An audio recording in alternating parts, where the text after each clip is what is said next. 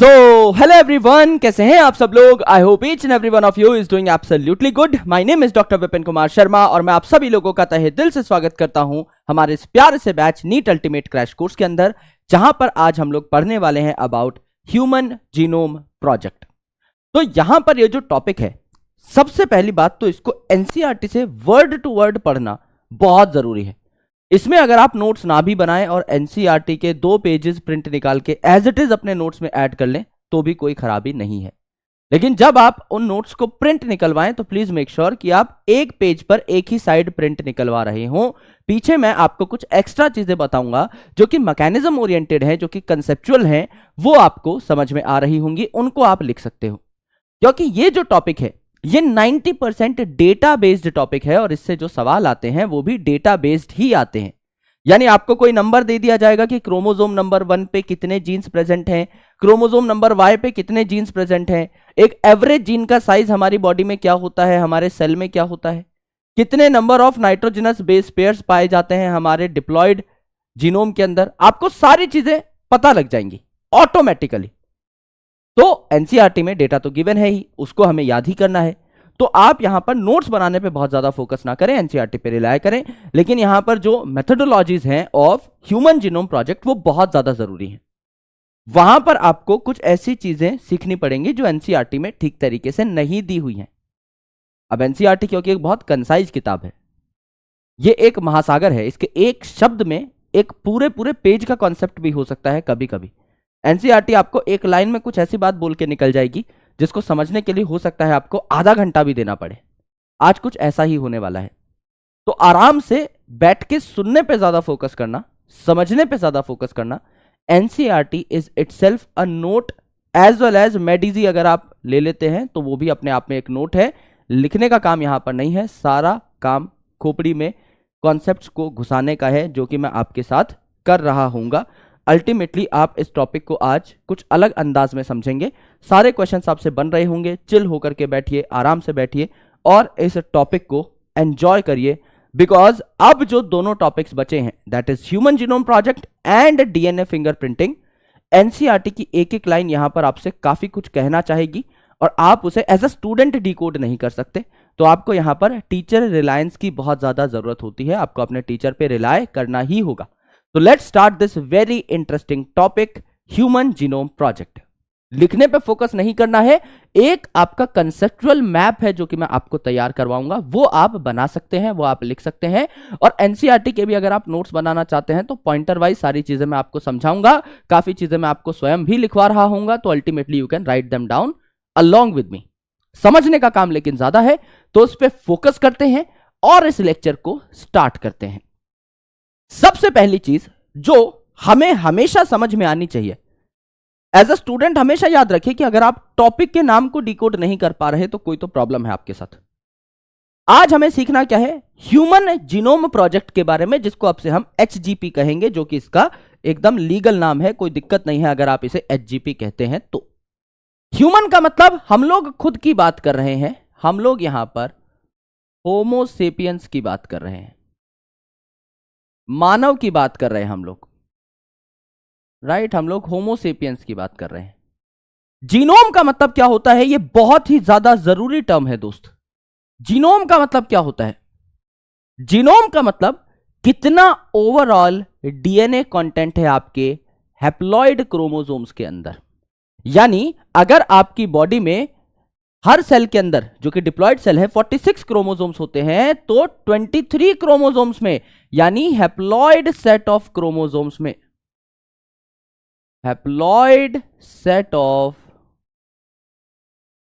Chromosomes में total DNA content जो है, it is called genome. It is called genome. यानी मेरे सेल्स में अगर मैं देखूं तो 23 क्रोमोसोम्स के अंदर जितना डीएनए पैक्ड है उसको मैं जीनोम कहता हूं। क्योंकि बचे हुए 23 क्रोमोसोम्स में भी तो सेम तरीके का ही डीएनए है। मेरे पास एक तरीके से अगर मैं कहूं तो 23 पेयर ऑफ क्रोमोसोम्स हैं, है ना?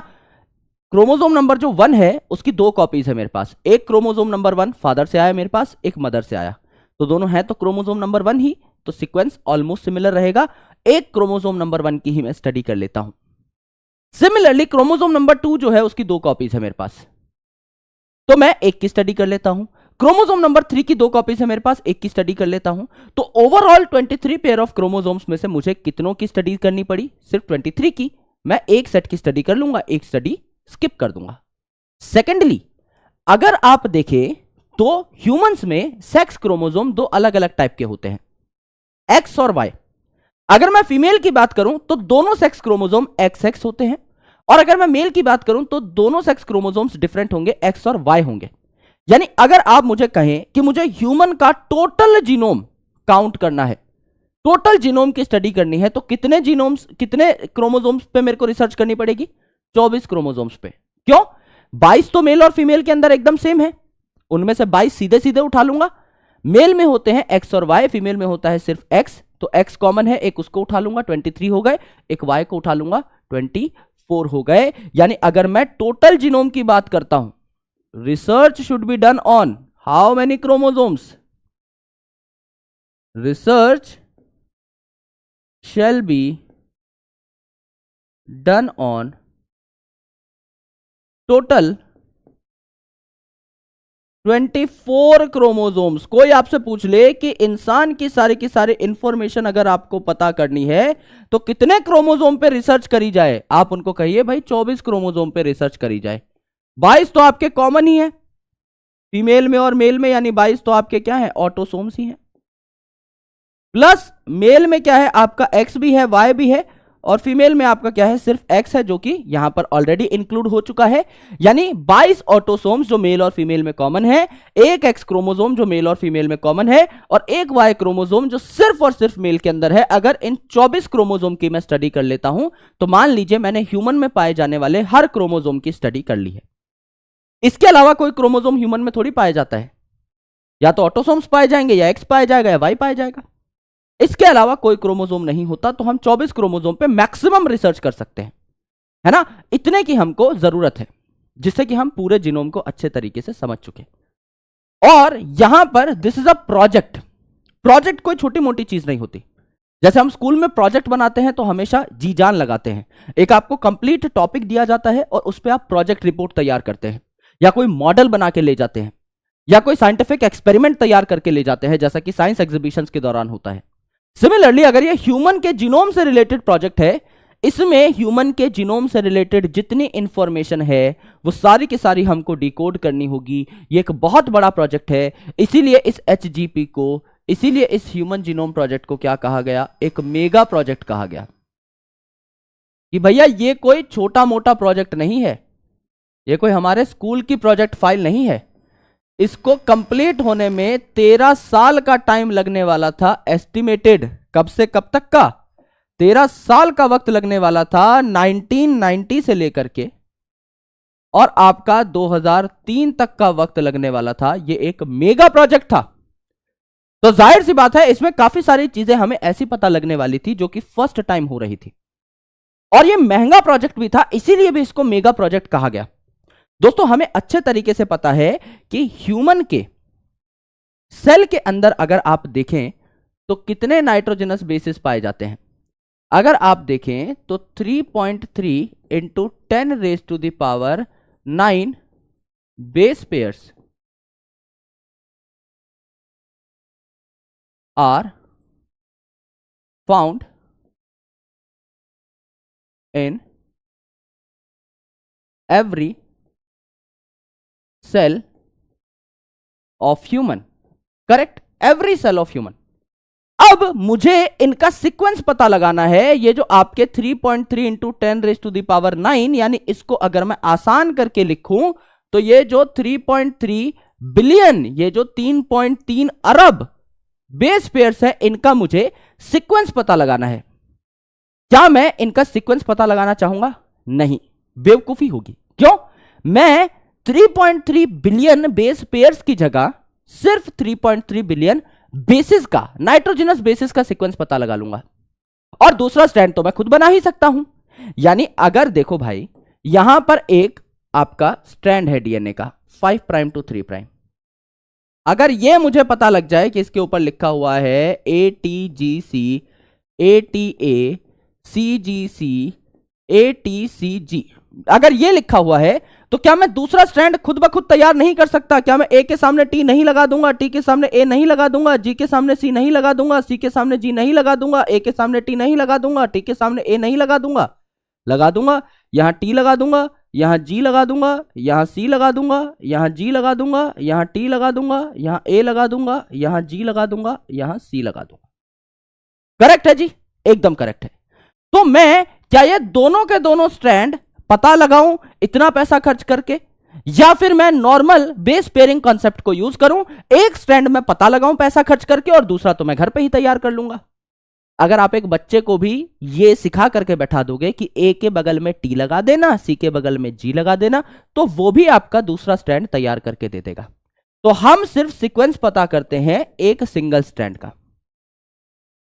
We need to identify only the sequence of 3.3 billion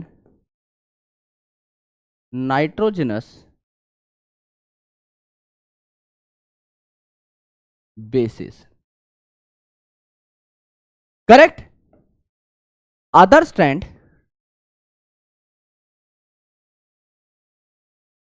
can be derived by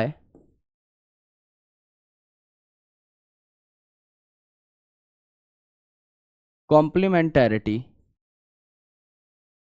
rules. Complementarity rule से एक स्ट्रैंड का अगर हमें सीक्वेंस पता है तो दूसरा सीक्वेंस हम लोग ऑटोमेटिकली पता लगा लेंगे।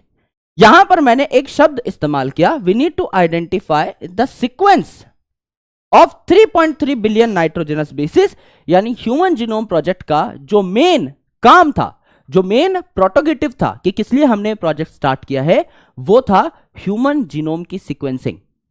कि एक बार हम किसी ह्यूमन के सेल से डीएनए निकालें और उस पूरे के पूरे डीएनए को हम सीक्वेंस कर लें कि इसमें कितने जीन्स हैं, कितना आपका इंट्रॉन पार्ट है, कितना आपका एक्सॉन पार्ट है, कितने आपके रिपीटेटिव सीक्वेंस हैं, सब कुछ हमें पता लग जाए, सारी इंफॉर्मेशन हम लोग डिकोड कर लें और फ्यूचर में इस इंफॉर्मेशन को हम लोग स्टोर करके यूज कर पा रहे हों, ये हम लोग चाहते थे।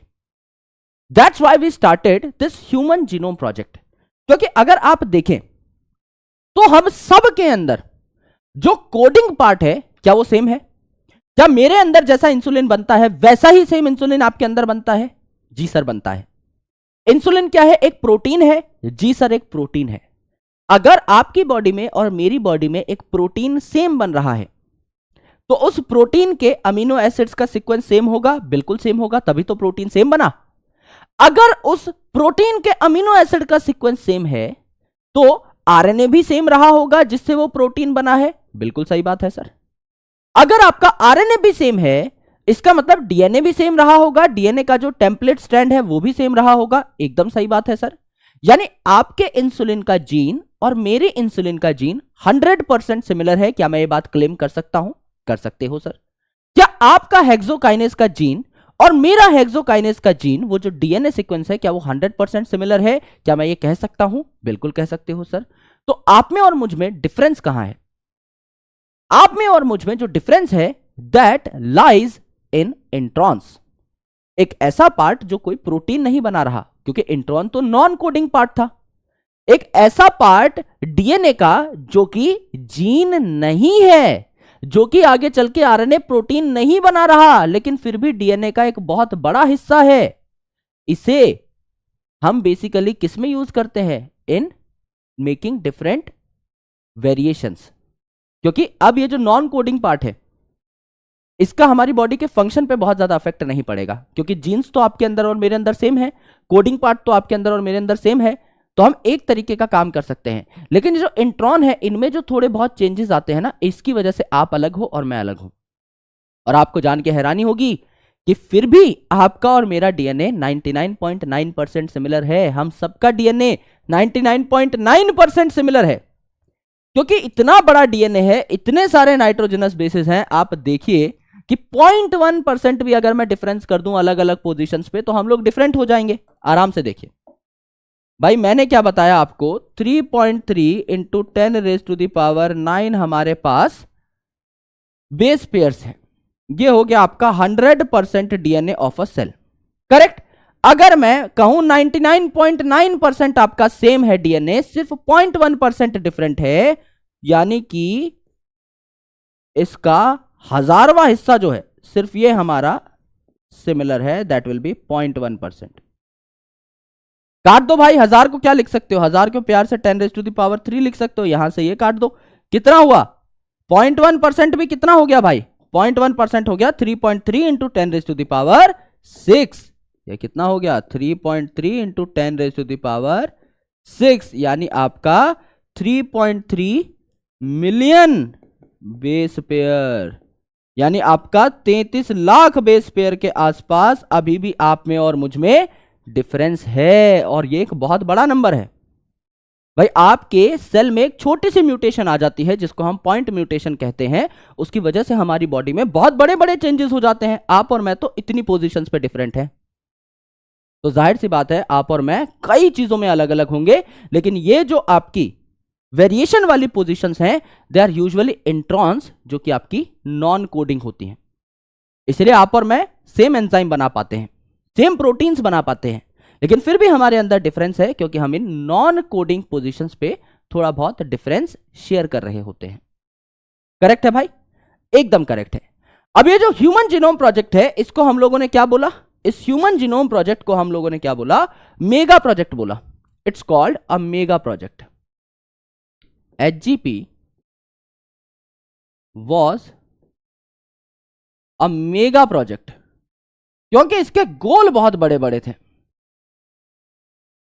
ह्यूमन के जीनोम को हम लोग पूरे तरीके से डिकोड करने वाले थे, तो जाहिर सी बात है इसको हमने मेगा प्रोजेक्ट बोला। और खूब टाइम लिया इसमें, लगभग 13 साल का हमने वक्त लिया। हालांकि 13 साल में पूरा भी नहीं हो पाया। जो आखिरी क्रोमोसोम जिसकी सीक्वेंसिंग कंप्लीट हुई थी वो मई 2006 में कंप्लीट हुई थी, यानी 13 साल की जगह 16 साल का वक्त लग गया था। इतना बड़ा ये आपका प्रोजेक्ट था।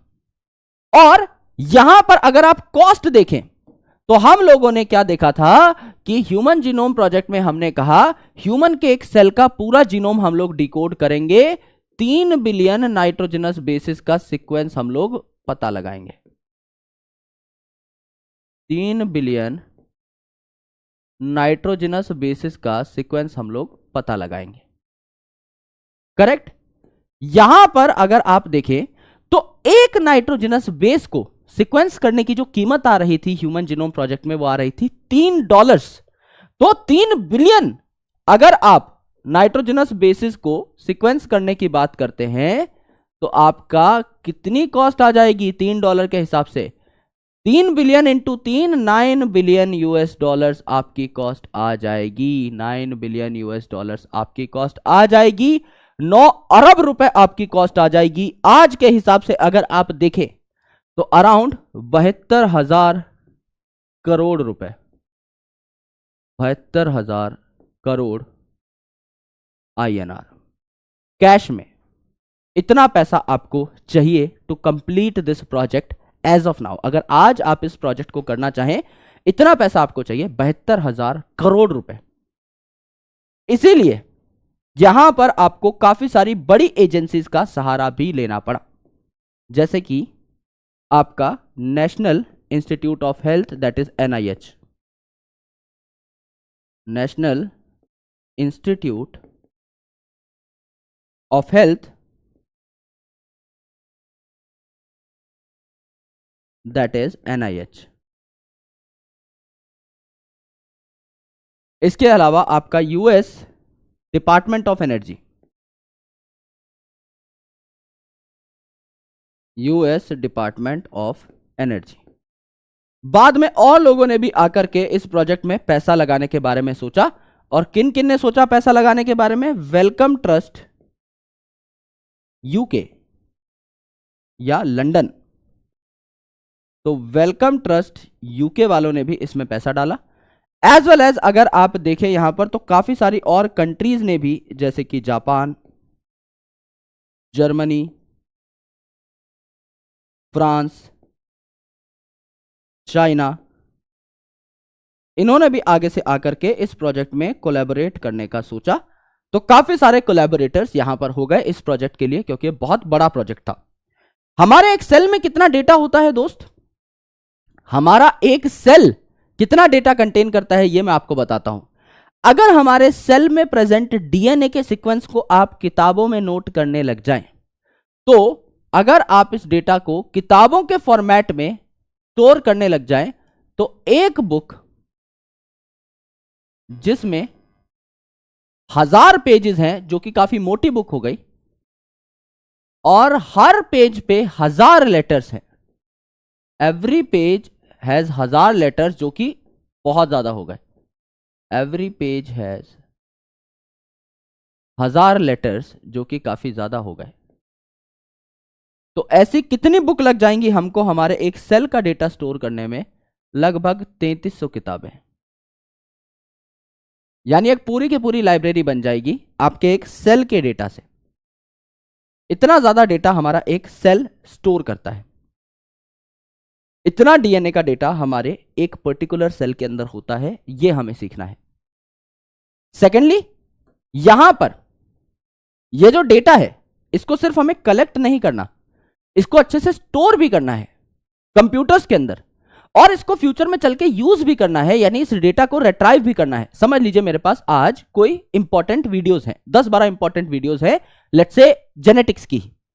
अब मैं चाहता हूं कि मैं इनको एग्जामिनेशन के टाइम पे देखूं, तो मेरे लिए सबसे इंपॉर्टेंट चीज है सबसे पहले इस डेटा को स्टोर करना। तो मेरे पास 10 अमेजिंग वीडियोस हैं, इनको मैं क्या करूंगा, एक पेन ड्राइव में डाल दूंगा, that is called as storage, correct. फिर मैंने इनको टॉपिक वाइज तोड़ दिया, जिस प्रकार से हमने अपने चैप्टर को 10 भागों में तोड़ा है, मैंने इनको टॉपिक वाइज तोड़ दिया और इनको एनोटेट कर दिया, यानी हर वीडियो के नीचे मैंने उनको रीनेम कर दिया।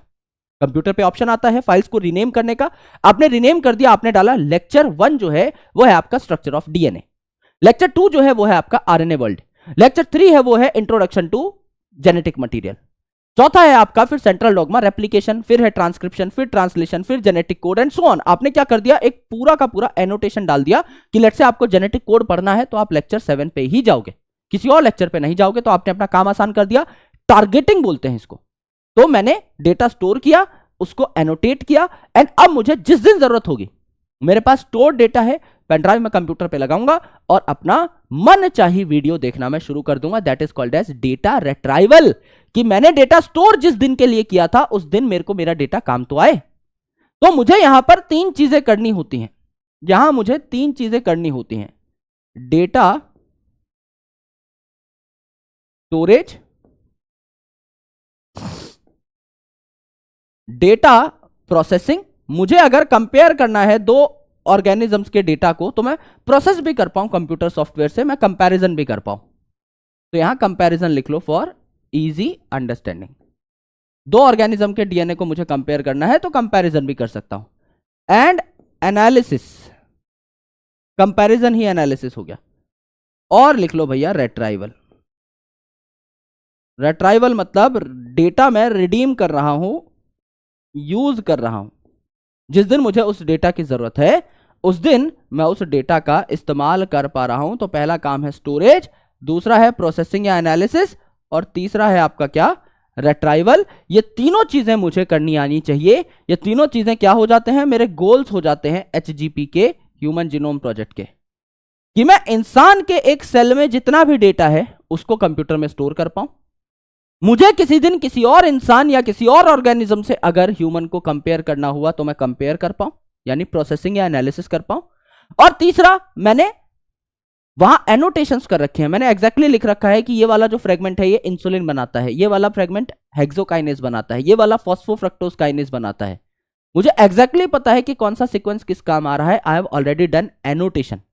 तो जाहिर सी बात है कि मैं जिस दिन इंसुलिन टाइप करूंगा कंप्यूटर पे, इंसुलिन का जीन निकल करके आ जाएगा, जो डीएनए सीक्वेंस इंसुलिन बनाता है वो निकल करके आ जाएगा। तो डेटा रिट्राइवल भी बहुत आसान बना दूंगा मैं कंप्यूटर सॉफ्टवेयर की मदद से। और ये सारी चीजें हम लोग कर रहे होते हैं in a new field of biology, that is bioinformatics, यानी बायोलॉजिकल इंफॉर्मेशन को कंप्यूटर के माध्यम से स्टोर करना और निकालना आपका क्या कहलाता है? बायो इन्फॉर्मेटिक्स कहलाता है। New field of biology called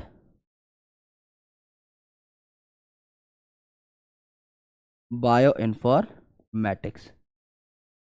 नाम से ही समझ में आ रहा है कि यहां पर बायो यानी बायोलॉजी की बात हो रही है और इंफॉर्मेटिक्स मतलब इंफॉर्मेशन के स्टोरेज या उसको निकालने की बात हो रही है। तो इंफॉर्मेशन का स्टोरेज, इंफॉर्मेशन का एनालिसिस, इंफॉर्मेशन का रिट्राइवल, ये सारा हम एक फील्ड ऑफ बायोलॉजी में पढ़ते हैं। बायो इंफॉर्मेटिक्स एक बहुत ही बूमिंग फील्ड ऑफ बायोलॉजी है, तो आप चाहें तो इसमें अपना हाथ भी आजमा सकते हैं। बहुत ही अच्छी फील्ड है और आज के दिन में भारत के काफी सारे कॉलेजेस और यूनिवर्सिटीज में बायो इंफॉर्मेटिक्स के कोर्सेज स्टार्ट हो चुके हैं। इनफैक्ट हमारे खुद के यूनिवर्सिटी के अंदर भी we have read bioinformatics in masters, और आगे तो रिसर्च में अब बहुत काम आती है। मतलब मुझे नहीं लगता कि भारत में अगर कोई बच्चा बायोकेमिस्ट है या बायोफिजिसिस्ट है या बायोस्टैटिस्टिशियन है, या फिर अगर कोई जीन पे काम कर रहा है, ट्रांसक्रिप्ट्स पे काम कर रहा है, या फिर अगर प्रोटियोमिक्स पे काम कर रहा है, तो उसका काम बिना बायो इंफॉर्मेटिक्स के चल जाएगा। ये मैं मान ही नहीं सकता। ऐसी कोई थीसिस नहीं होगी मास्टर्स लेवल पे या पीएचडी लेवल पे जिसमें बायो इंफॉर्मेटिक्स के टूल्स का इस्तेमाल ना होता हो। बहुत ही एक्साइटिंग, बहुत ही अमेजिंग और बहुत ही प्रिसाइज ब्रांच ऑफ बायोलॉजी है। तो इसमें आप लोग चाहें तो आगे करियर भी सोच सकते हैं। बहुत ही ज्यादा आपको एक एज मिलेगी अगर if you are very good in computers, if computers excites you very much, then आप एक और फील्ड है कॉल्ड बायो कोडिंग, जो कि बायो इंफॉर्मेटिक्स का ही एक पार्ट है। अगर आप कंप्यूटर और बायोलॉजी में एक साथ बहुत अच्छे हैं तो आई विल रेकमेंड यू कि आप बायो इंफॉर्मेटिक्स के बारे में थोड़ी और रिसर्च करें और इसके बारे में जानें। और अगर ना जान पा रहे हो तो आप मुझसे जरूर कांटेक्ट कर लें। I will let you know about bio informatics very well. Correct. तो इतना अभी हमने सीखा कि ह्यूमन जीनोम प्रोजेक्ट है क्या। एक बहुत बड़ा प्रोजेक्ट है, काफी लोगों ने इसमें पैसा डाला। हम चाह रहे थे कि ह्यूमन के सेल का जो जीनोम है इसको हम लोग डिकोड कर लें, इसकी सीक्वेंसिंग हम लोग एक बार अच्छे तरीके से कर लें, ये हम लोग चाह रहे थे। ये हमारा मेन पर्पस था। तो गोल्स में और क्या क्या आता है, आराम से देखिए। गोल्स में और क्या क्या आता है भाई, अगर हमको ह्यूमन के पूरे जीनोम का डेटा मिल रहा है तो क्या हम ह्यूमन के सारे जीन्स के बारे में नहीं पता लगा पाएंगे? सारे डीएनए का डेटा मिल गया तो सारे डीएनए के टुकड़ों का डेटा भी तो मिल जाएगा। तो यहां पर हमें यह कहा गया कि आप 20,000 से 25,000 जो भी आपके जीन का नंबर है, अभी हमें आइडिया नहीं है, हम तुक्का ये मान के चल रहे हैं। काफी साइंटिस्ट ने बहुत बड़े बड़े तुक्के भी लगाए। उन्होंने कहा 50,000 जीन्स होते हैं, किसी ने कहा 1,00,000 जीन होते हैं, किसी ने कहा 1,50,000 जीन होते हैं। हमने कम से कम माना कि भैया 20 से 25,000 जीन्स जो हैं इनकी स्टडीज हम लोग कर लें अच्छे तरीके से। दैट इज इनके फंक्शंस को हम लोग डिकोड कर लें कि ये जीन्स आखिर कौन कौन से प्रोटीन बनाते हैं, इनके फंक्शंस को हम लोग डिकोड कर लें, ये काम है। दूसरा, हम सीक्वेंसिंग की बात तो कर ही रहे थे, तो हम कह रहे थे भैया 3 बिलियन आपके जो नाइट्रोजनस बेसिस हैं, 3 बिलियन आपके जो नाइट्रोजनस बेसिस हैं, इनका करेक्ट सीक्वेंस हमको पता लग जाए। 3 बिलियन जो आपके नाइट्रोजनस बेसिस हैं, इनका करेक्ट सीक्वेंस हमको पता लग जाए। करेक्ट है, एकदम करेक्ट है सर। इसके बाद हम लोगों ने क्या किया, इसके बाद हम लोगों ने जीन्स के बारे में पता लगाया, सीक्वेंसेस के बारे में पता लगाया। कोई और अगर इशू आता है, एलसी इश्यूज, तो उनको भी हम लोग रिजॉल्व करें। एलसी को हम लोग क्या करें, रिजॉल्व करें। क्योंकि जब भी आप कोई प्रोजेक्ट स्टार्ट करते हैं, there are a lot of issues जो कि उस प्रोजेक्ट में आ सकते हैं। जैसे कि एथिकल इश्यूज, कोई आकर के बोले जो आप कर रहे हो सही नहीं है, एथिकली सही नहीं है। आपको किसने कहा कि ह्यूमन का जीनोम आपको डिकोड करना है? लीगल इश्यूज, कोई आके केस डाल दे किसी चीज का, है ना। सोशल इश्यूज, कोई पंगा हो गया है आसपास। तो इन सभी इश्यूज को केटर करने के लिए there is a committee, there is a team. वहां पर हम लोग क्या बोलते हैं कि यार साइंटिस्ट को काम करने दो, उसके आसपास कोई भी अगर ऐसी चीज आती है, कोई भी ऐसा एलिमेंट आता है which can hamper our work, तो हम तक नहीं पहुंचना चाहिए। एक टीम हम लोग बना देंगे, जैसे कि हर बड़ी फर्म जो होती है, बड़ी कंपनी जो होती है, they have their own legal team. कि भाई अगर कल को कोई केस आता है, अगर कल को कोई पंगा हो जाता है, छोटी मोटी कोई चीज आ जाती है, तो उस इशू को आप रिजॉल्व करो, आपका काम यही है सिर्फ। उससे हमारे काम पर असर नहीं पड़ना चाहिए, मेन जो हमारा पर्पस है वो हैम्पर नहीं होना चाहिए। तो यहां पर भी एथिकल, लीगल और सोशल इश्यूज को रिजॉल्व करने के लिए बकायदा एक पूरी की पूरी कमिटी, एक पूरी की पूरी टीम बनाई जाती है। अब आपके पास अगर सीक्वेंस आ गया है तो आप क्या चाहोगे कि आप इस डेटा को स्टोर कर लो अच्छे से। तो डेटा को आप क्या करने वाले थे? स्टोर करने वाले थे, एनालाइज करने वाले थे, और जरूरत पड़ने पे निकालने वाले थे, यानी रिट्राइव करने वाले थे। तो आप ये भी कर सकते हो, ये भी इसका एक अच्छा गोल हो गया है ना, कि कंप्यूटर में आपने डेटा स्टोर कर रखा है और जब आपका मन कर रहा है तब आप उस डेटा को निकाल पा रहे हो। ये भी आपका एक बहुत अच्छा पर्पस हो गया। देन इसके बाद अगर आप देखें तो इस डेटा को अब आपको और जगह यूज भी तो करना है, अलग अलग इंडस्ट्रीज में भी आप इस डेटा को इस्तेमाल कर सकते हो। जैसे मैं आपको एक बहुत अच्छा यूज केस बताता हूं, जो कि एक फ्यूचर यूज केस है ह्यूमन जीनोम प्रोजेक्ट का। कई बार आपने देखा होगा कि कुछ डॉक्टर्स की दवाइयां आपको ज्यादा सूट करती हैं और कुछ डॉक्टर्स की दवाइयां आपको ज्यादा सूट नहीं करती। क्या फर्क है उन दोनों दवाइयों में? उन दोनों दवाइयों में फर्क जो है वो ये है कि आपकी बॉडी किस ड्रग के लिए ज्यादा ससेप्टेबल है। यानी कि हम सबकी बॉडीज अलग अलग है, हमको बहुत अच्छे तरीके से पता है कि हमारी बॉडीज में कई डिफरेंसेस होते हैं। कुछ केमिकल्स के प्रति कुछ ह्यूमन ज्यादा ससेप्टेबल होते हैं, कुछ कम। अब आप दो ह्यूमंस को एक जगह पे रख दोगे, एक आपका रहा हुआ है बचपन से ही फ्लैट्स में, कोई बाहर का आपका एक्सपोजर नहीं है, उसको आप धूल मिट्टी में रख दो, भाई खांसता चीखता फिरेगा। और दूसरा बच्चा है जो खेला ही उस मिट्टी में है बचपन में, आराम से उसने खूब टाइम व्यतीत किया है, दिन का 7-8 घंटा आराम से धूल में ही पड़ा रहता था, मस्त एंजॉय करता था, उसको आप उस धूल में रखोगे, उसको कोई फर्क नहीं पड़ेगा। अब दोनों के दोनों है तो ह्यूमंस ही, दोनों के दोनों का जो बेसिक एक्सॉन पार्ट है वो तो सेम ही है, दोनों सेम प्रोटीन बना रहे हैं। लेकिन क्या मिट्टी को दोनों बराबर झेल पाए? नहीं झेल पाए। क्या डस्ट को बराबर झेल पाएंगे? नहीं झेल पाएंगे। क्या पॉल्यूटेंट्स को बराबर झेल पाएंगे? नहीं झेल पाएंगे। क्या पैथोजेंस को बराबर झेल पाएंगे? क्या दोनों बराबर बीमार पड़ेंगे? नहीं। किसी की इम्यूनिटी वीक होती है, किसी की इम्यूनिटी स्ट्रांग होती है। तो ये जो डिफरेंसेस हैं इनको हम लोग ट्रैक कर सकते हैं। जैसे काफी सारी कंपनीज हैं, जैसे आधार कार्ड पे हमारे एक क्यूआर लगा होता है, राइट? उसी प्रकार का एक क्यूआर बन रहा है जो कि आपके पूरे जीनोम का डेटा खोल करके रख देगा डॉक्टर के सामने। तो doctor can analyse your genome before giving you prescriptions and he can easily understand कि कौन सी ऐसी दवाई है जिससे आप ज्यादा जल्दी ठीक हो जाए। This is called as tailor made medicine approach, या इसको हम कहते हैं पर्सनलाइज्ड मेडिसिन अप्रोच। यानी ऐसी दवाई मैं आपको दूंगा जो आपके लिए बनी है, दैट इज पर्सनलाइज्ड। जैसे हमारे आधार कार्ड पे हमारा ही नाम लिखा हुआ है ना, so that is a personalised card, मेरे कार्ड को कोई और यूज नहीं कर सकता। सिमिलरली पर्सनलाइज्ड मेडिसिन मतलब ये आपके लिए बेस्ट सूटेड मेडिसिन है। और इसे टेलर मेड किस लिए कहा जाता है? जैसे टेलर जब आपके लिए कोई शर्ट डिजाइन कर रहा होता है तो आपका ही नाप लेता है और आपकी बॉडी की एकदम परफेक्ट फिटिंग की शर्ट आपको बना करके देता है। सिमिलरली यहां पर भी डॉक्टर्स आपके जीनोम को एनालाइज करेंगे और आपको एक ऐसी दवाई देंगे जो आपके लिए ही है, जो आपको एकदम परफेक्टली सूट करेगी। सिमिलरली कुछ ऐसे ऑर्गेनिजम्स हैं, कुछ ऐसे प्लांट्स हैं जिनके बारे में आप रिसर्च करोगे, जिनके जीन से आपको पता लग जाएगा, जिनके जीनोमिक सीक्वेंस से आपको पता लग जाएगा कि ये प्लांट कोई ऐसा प्रोटीन बनाता है जो आपके लिए बहुत एफिशिएंट है। तो what you can do is you can give a punt to that particular plant. आप क्या कर सकते हो? उस प्लांट को ज्यादा उगाओगे जिससे आपको प्रोटीन मिले। तो प्लांट बेस्ड इंडस्ट्री में भी ये काम आ सकता है, क्रॉप बेस्ड इंडस्ट्री में भी ये काम आ सकता है। आप दो क्रॉप्स के जीनोम को कंपेयर कर सकते हो और आप पता लगा सकते हो कौन सुपीरियर है। सिमिलरली आप अलग अलग जगह पर इसका इस्तेमाल कर सकते हो, हेल्थ केयर में है, मेडिसिन में है, फार्मा में है, क्रॉप बेस्ड एग्रीकल्चर में है, एनीवेयर जहां आपको करना है वहां आप इस्तेमाल कर सकते हो। So transferring this knowledge to other industries, transferring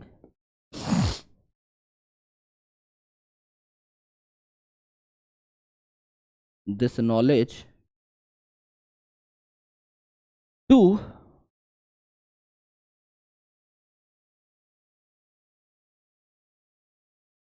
other industries like pharma, agriculture, etc. तो ये हमारे गोल्स हैं ह्यूमन जीनोम प्रोजेक्ट के कि हम हमारे सारे जीन्स को समझ लें, हम नाइट्रोजनस बेसिस का सीक्वेंस पता लगा लें, हम सारे social issues, legal issues, ethical issues से बच जाएं, हम डेटा को स्टोर कर ले बढ़िया तरीके से फ्यूचर पर्पस के लिए और इसे अलग अलग इंडस्ट्रीज में इस्तेमाल करें। और भी एक दो आपके गोल्स हो सकते हैं जो कहीं ना कहीं इन मेन पॉइंटर्स में कवर हो जाते हैं, राइट। अब अगर आप इतना बड़ा गोल लेके चल रहे हो तो आपको कुछ मेथोडोलॉजी भी चाहिए होगी, है ना। मेथोडोलॉजी पढ़ने से पहले, समझने से पहले हम लोग यहां तक जितना हमने पढ़ा है इसमें एनसीईआरटी का भ्रमण करके आते हैं और सारे पॉइंट्स को समझते हैं। यहां आपको कुछ एक्स्ट्रा मिले तो उसको मैं इलेबोरेट कर दूंगा और अपनी एनसीईआरटी में इसको परफेक्टली मार्क कर लें, बिकॉज एनसीईआरटी ही यहां पर एक गॉड फादर एसेट है। इससे बाहर नहीं जाना है, कुछ चीज समझ में नहीं आएगी उसको हम बहुत डिटेल में देखेंगे। देखिए, ह्यूमन जीनोम प्रोजेक्ट में आपको अच्छे तरीके से पता है कि हमारी जो जेनेटिक इंफॉर्मेशन है किसमें छुपी हुई है। हमारी जो जेनेटिक इंफॉर्मेशन है ये छुपी हुई है sequence of nitrogenous bases in DNA के अंदर। जैसा डीएनए का सीक्वेंस कहेगा वैसा ही आरएनए बनेगा, वैसा ही प्रोटीन बनेगा। तो हमारी जो इंफॉर्मेशन है सारी की सारी वो डीएनए में छुपी हुई है।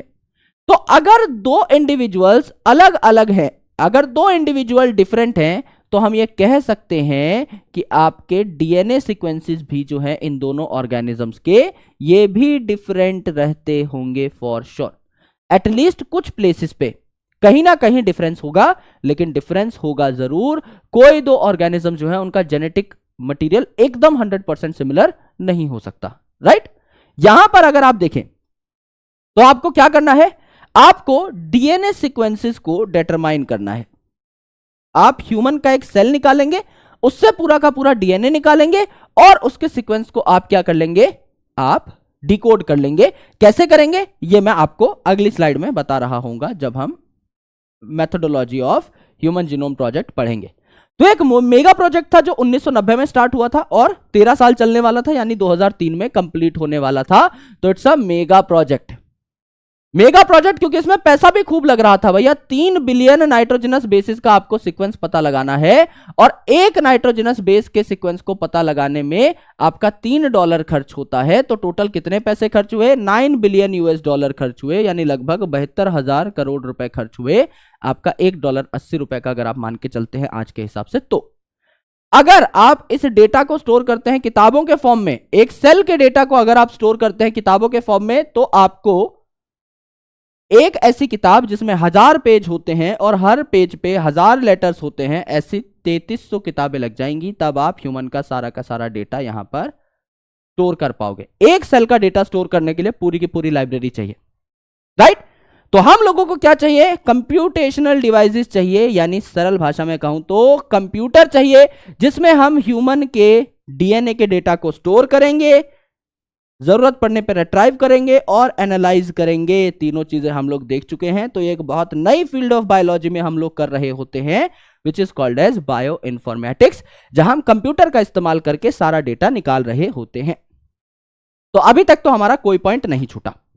अब देखिए आगे, goals of human genome project. भैया किसी साइंटिस्ट ने कहा 20,000 जीन है, किसी ने कहा 25,000 है, किसी ने कहा 1 लाख है, किसी ने कहा 1.5 लाख है। हम कम से कम मान के चले कि 20 से 25,000 जीन के बारे में हम लोग पता लगाएंगे और हमारे 3 बिलियन जो नाइट्रोजनस बेस पेयर हैं इनके सीक्वेंस का हम लोग पता लगाएंगे।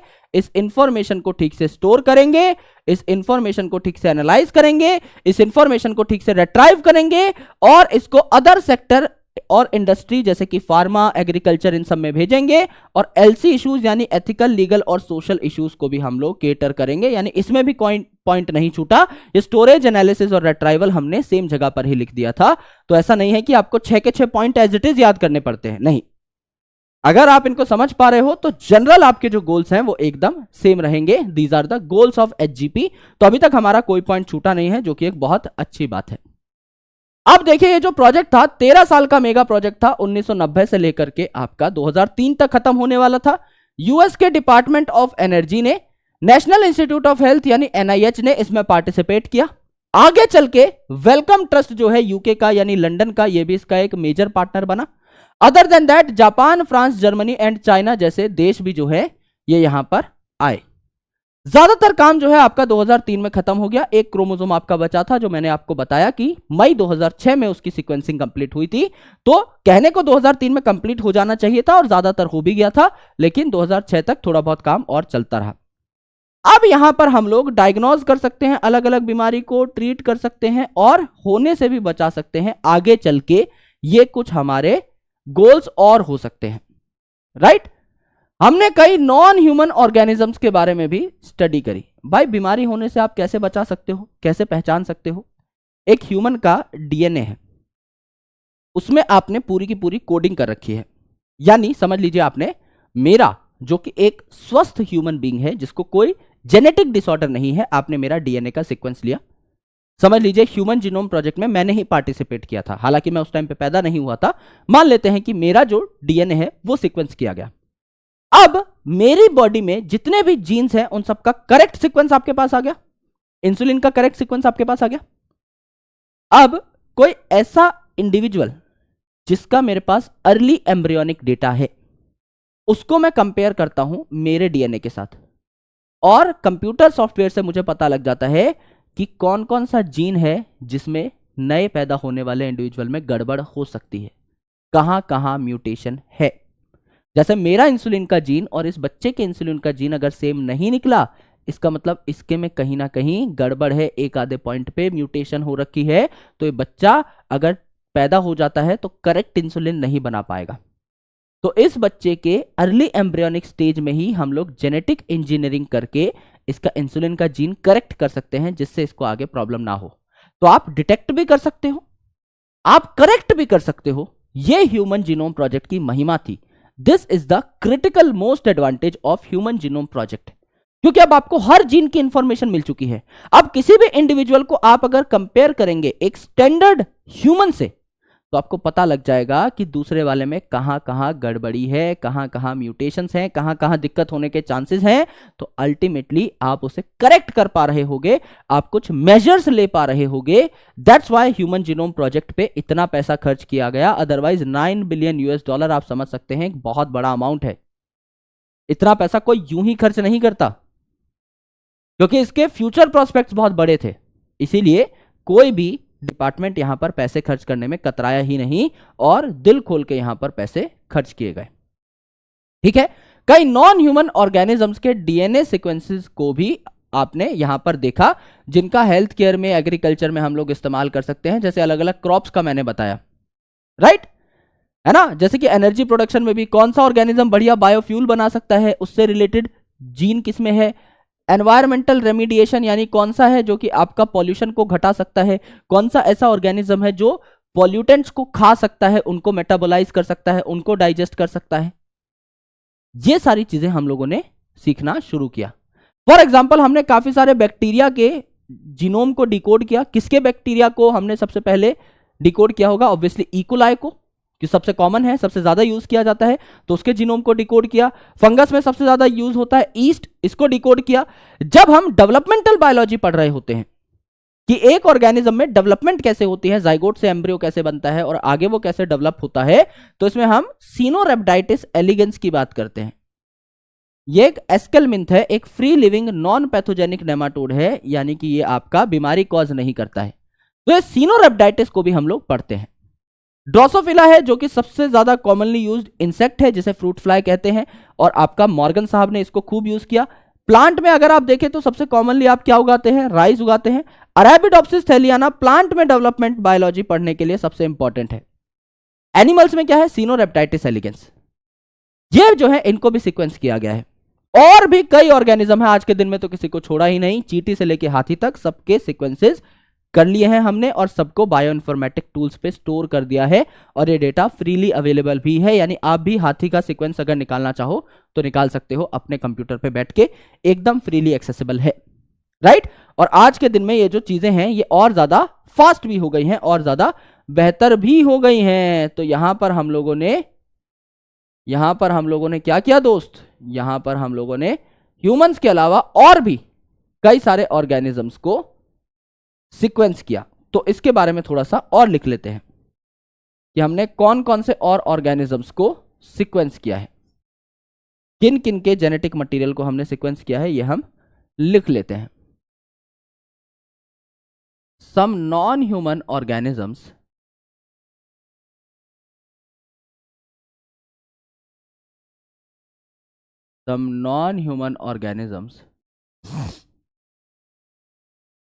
are also sequenced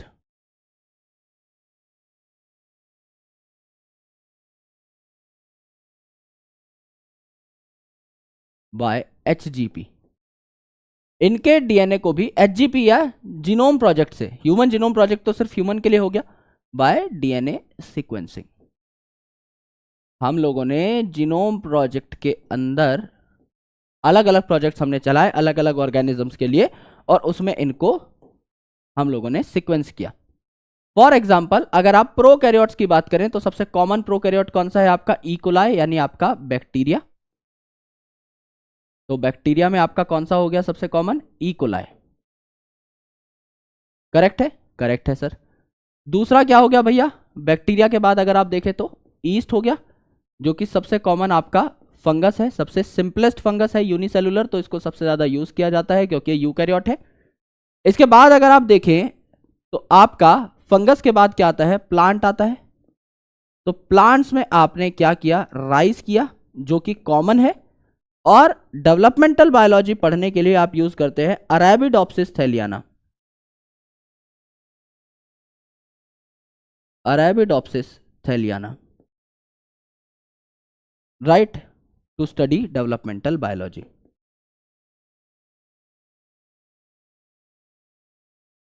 to study developmental biology आप इसका इस्तेमाल करते हैं। अगर आप इंसेक्ट्स की बात करें, प्लांट के बाद एनिमल पे अगर आ रहे हैं आप, तो अगर आप इंसेक्ट्स की बात करें तो इंसेक्ट्स में कौन आ गया भैया? इंसेक्ट्स में आपका आ गया ड्रोसोफिला मेलेनोगेस्टर, जिसको फ्रूट फ्लाई भी कहा जाता है। करेक्ट। इसके बाद अगर आप देखें तो नेमाटोड में अगर आप आ जाए, है ना, यानी एस्केलमिंथ में अगर आप आ जाएं, या कॉमन भाषा में कहें तो राउंड वॉर्म में अगर आप आ जाएं, तो आपका यहां पर नेमाटोडा जो है ये आपका कौन सा वाला आप लोग डिकोड कर रहे होंगे? सिनोरेप्टाइटिस एलिगेंस। सिनोरेप्टाइटिस एलिगेंस ये भी है टू स्टडी डेवलपमेंटल बायोलॉजी।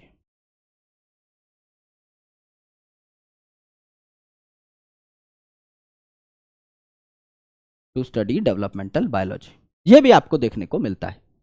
तो इतने सारे ऑर्गेनिजम्स को आपने और डिकोड किया है, और इनके अलावा तो बहुत हैं, पीकॉक से लेकर के जो आप सोच सकते हैं। आज के दिन में हमारे पास सारे ऑर्गेनिजम्स का फुल फ्लेजेड डेटा है। ये तो एकदम बेसिक बेसिक नाम है जो सबसे ज्यादा इनिशियली हमने क्या किए थे? डिकोड किए थे। करेक्ट।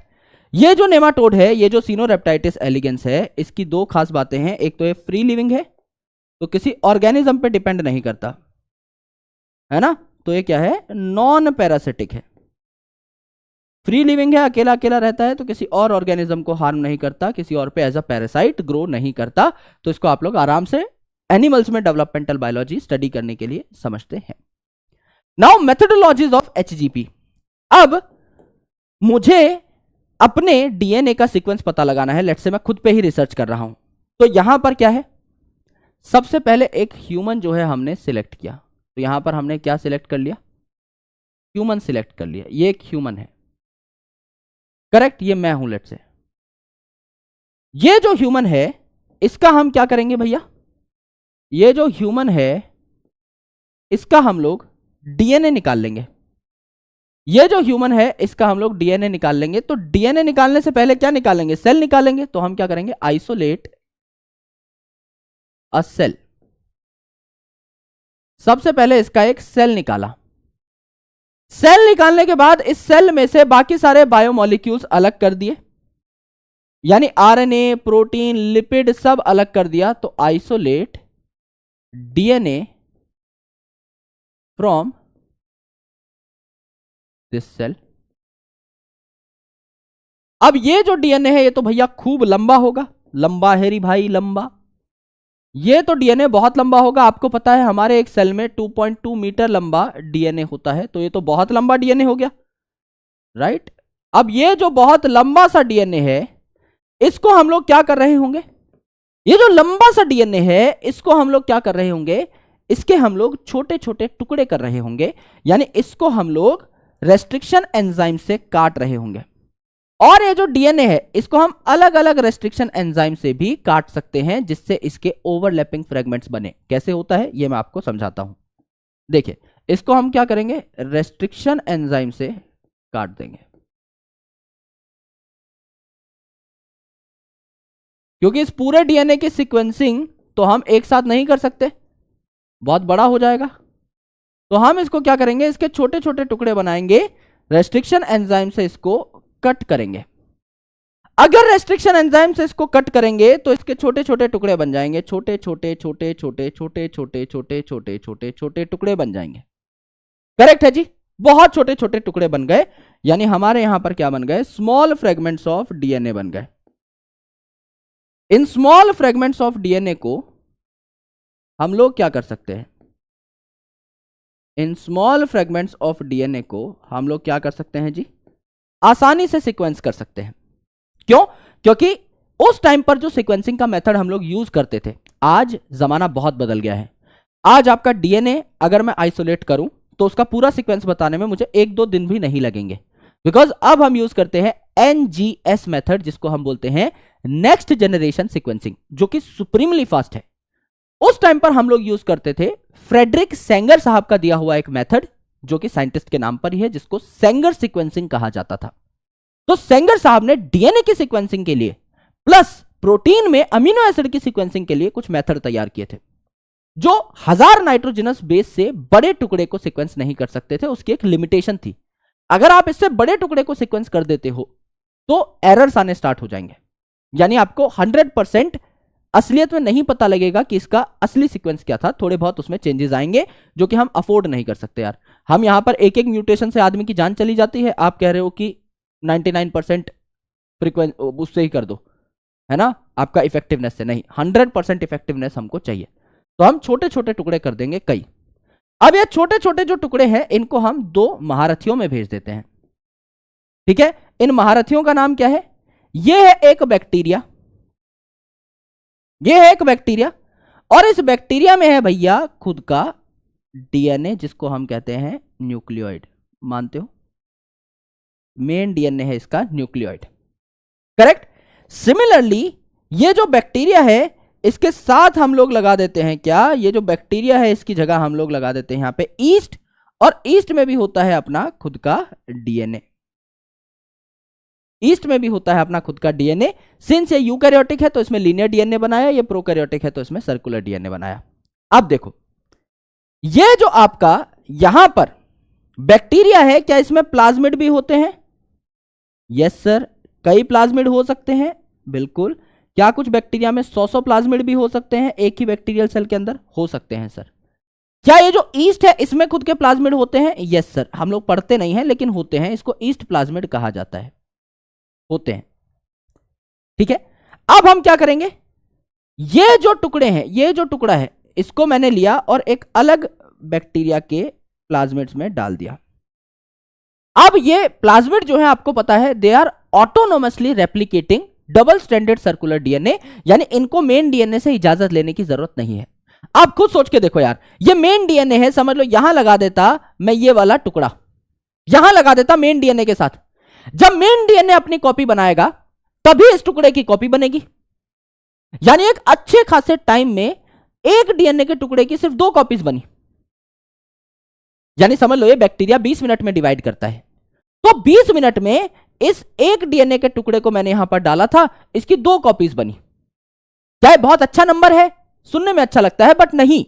अगर आप इसी टुकड़े को प्लाज्मिड्स में डाल देते तो एक बैक्टीरिया में 100 प्लाज्मिड है और वो 100 के 100 अपनी मर्जी से डिवाइड कर रहे हैं, रेप्लिकेट कर रहे हैं, सॉरी डिवाइड नहीं करेंगे, रेप्लिकेट अगर कर रहे हैं अपनी मर्जी से, तो अचानक से 200 कॉपीज बन जाएंगी। यस, 100 गुना तेज चल पड़ा प्रोसेस। यस, तो मैं इसको यूज करूंगा ना यार, मैं मेन डीएनए में क्यों डालूंगा, मैं प्लाज्मिड में डालूंगा, मैं प्लाज्मिड में डालूंगा, बैक्टीरियल प्लाज्मिड में, और यहां पर आपकी काफी सारी कॉपीज बना लूंगा, इस डीएनए के टुकड़े की काफी सारी कॉपीज बना लूंगा। तो इस डीएनए के टुकड़े को मैं यहां पर इंटीग्रेट कर देता हूं और इस डीएनए के टुकड़े को मैं यहां पर भी इंटीग्रेट कर सकता हूं, ईस्ट में भी,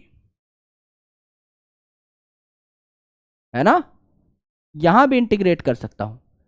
तो ये जितने टुकड़े हैं उतने मैंने बैक्टीरिया पकड़े, समझ लो 100 टुकड़े हैं, 100 बैक्टीरिया में ये टुकड़े मैंने डलवा दिए। अब इनकी खूब सारी कॉपीज बन जाएंगी। इन्हें आप क्या कहते हैं? क्लोनिंग कहते हैं। तो यहां यह है आपका bacterial artificial chromosome, bacterial artificial chromosome, प्यार से क्या बोलेंगे? Bacterial artificial chromosome. और यह है east artificial chromosome, east artificial chromosome. इसको क्या बोलेंगे भैया? YAC यानी यैक। तो डिपेंडिंग अपॉन कि आपका डीएनए का टुकड़ा कैसा है, प्रोकैरियोट का है या यूकैरियोट का है, आप इसको डाल सकते हो। हालांकि यूकैरियोटिक टुकड़ा भी आप डाल सकते हो बैक्टीरिया में, ऐसी कोई ऑब्लिगेशन नहीं है, आपको जो सुटेबल लगे आप उस हिसाब से डाल लीजिए।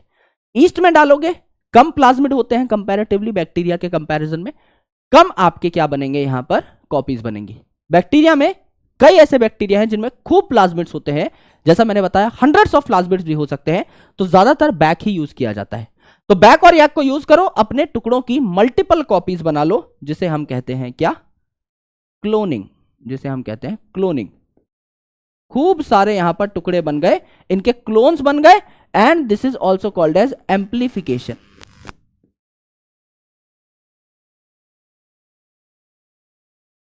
है ना, इनके नंबर बढ़ गए। एक टुकड़ा था, इसकी 100 कॉपीज मैंने बना ली। क्यों 100 कॉपीज बना ली? ऐसी क्या जरूरत आ गई सर?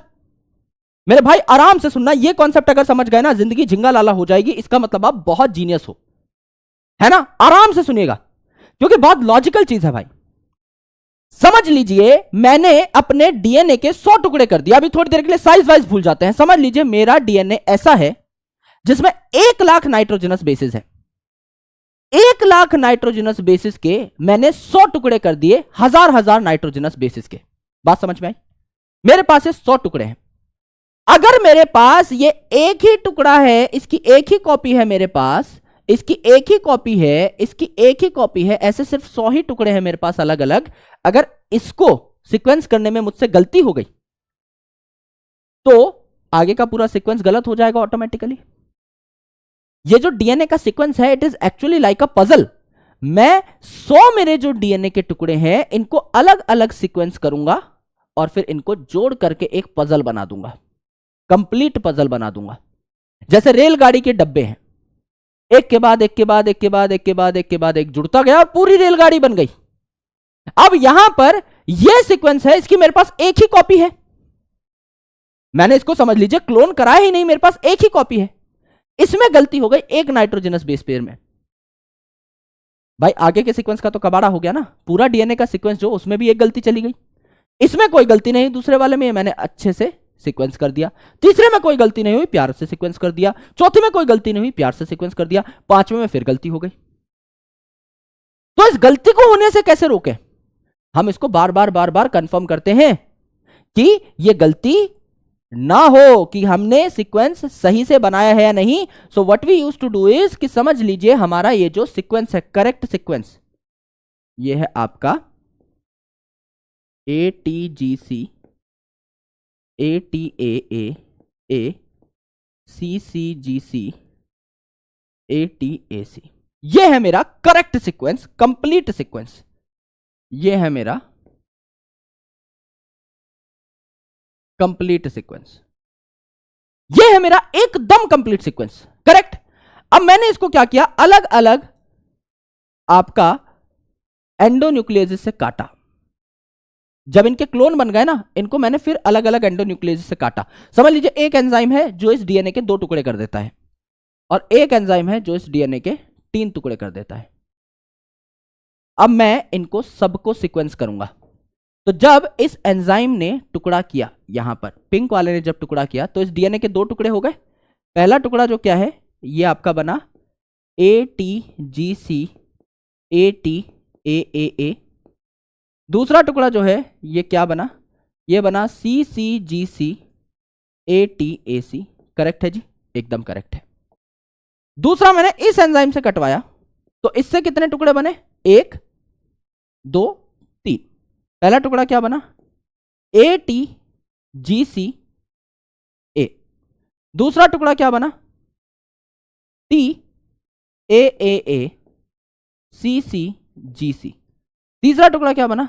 ATAC। करेक्ट। अब देखिए, अब क्या मुझे यह पता लग सकता है कि इनमें से पहला टुकड़ा कौन सा, दूसरा टुकड़ा कौन सा, तीसरा टुकड़ा कौन सा? मैं ओवरलैपिंग सीक्वेंस को देखूंगा। मैं ये देखूंगा कि ये AAA जो है ये यहां पर साथ आ रहा है ना? और यहां मैंने देखा ये AAA के बाद क्या आता है? CC आता है। ये टुकड़ा भी मेरे को पता है AAA के बाद CC आता है। तो इसमें कहां आ रहा है? AAA के बाद CC यहां आ रहा है, यानी इसके बाद ये लगेगा। कंफर्म हो गया? एकदम कंफर्म हो गया, राइट? एकदम कंफर्म हो गया। यहां पर मैंने क्या बताया? यहां पर मैंने बताया कि आपका AT जो है इसके बाद GCA आता है, और फिर आप कह रहे हो कि TAAA आता है ना? TAAA साथ आता है, तो यहां पे पता लग गया TAAA साथ आता है। यहां पर हमने बोला कि आपका CCGCATAC साथ आता है, तो आपका CCGC तो यहां पर है, CCGC यहां पर है। आपको ऊपर वाले सीक्वेंस से पता लगा कि GC के बाद क्या आता है? ATAC, यानी ATAC इसके बाद आएगा। तो आपको पता लग गया है फर्स्ट नंबर पे है, सेकंड नंबर पे है, थर्ड नंबर पे। आपको पता लग गया है फर्स्ट नंबर पे है, सेकंड नंबर पे। आपने वैलिडेट कर लिया, और ये आप मैनुअली नहीं कर सकते। ये तो मैंने इतना सा DNA का टुकड़ा लिया है, मुश्किल से 10 नाइट्रोजनस बेस मैंने लिए हैं, और इनको सिर्फ 2 अलग अलग एंजाइम से कटवाया है, एक पिंक से और एक ब्लू से। आप मल्टीपल एंजाइम से इनको कटवाते हैं और खूब बड़े बड़े हजारों नाइट्रोजनस बेस के टुकड़े लेते हैं, लेकिन आपको पता लग जाता है कि एग्जैक्ट अगर मैं सारे के सारे पैटर्न्स देखूं, एक एंजाइम ने इतने टुकड़े किए और ये पैटर्न बन रहा है, दूसरे एंजाइम ने ये टुकड़े किए, सेम पैटर्न बन रहा है, तीसरे एंजाइम ने इतने टुकड़े किए, सेम पैटर्न बन रहा है, you will come out with the very same sequence. इसका मतलब आपने एकदम सही सीक्वेंस निकाला है, कंफर्मेशन हो जाएगी। यार 9 बिलियन रुपए खर्च करके भी अगर आप एंड में गलत सीक्वेंस निकाल पा रहे हो तो क्या फायदा हुआ? फिर रहने दो, इससे बढ़िया तो आगे चल के फ्यूचर में कोई और कर लेगा काम। जरूरी थोड़ी है, किसी ने खोपड़ी पे बंदूक थोड़ी रखी हुई है कि आज ही करो, करना ही है। या तो आप एक प्रॉपर मेथोडोलॉजी बनाओ। तो ये प्रॉपर मेथोडोलॉजी बनाई गई कि आप छोटे छोटे जो डीएनए सीक्वेंस हैं इनको बैक और एक में खूब ज्यादा क्या कराओगे? बैक और एक में एम्पलीफाई कराओगे, इनकी बहुत सारी कॉपीज बनाओगे, और जितने भी कॉपीज हैं उनको अलग अलग रेस्ट्रिक्शन एंजाइम से, अलग अलग मॉलिक्यूलर सीजर से, रेस्ट्रिक्शन एंजाइम मतलब मॉलिक्यूलर सीजर जो डीएनए को काट देता है उससे कटवाओगे, और एक कॉमन पैटर्न निकालने की कोशिश करोगे। ये कंप्यूटर निकालता है, ये मैन्युअली डन नहीं हो सकती चीजें, इतनी आसान नहीं है, it can't be done manually. Manually या ह्यूमनली ये चीज होने लायक है ही नहीं भैया, it can't be done manually, therefore computers are used.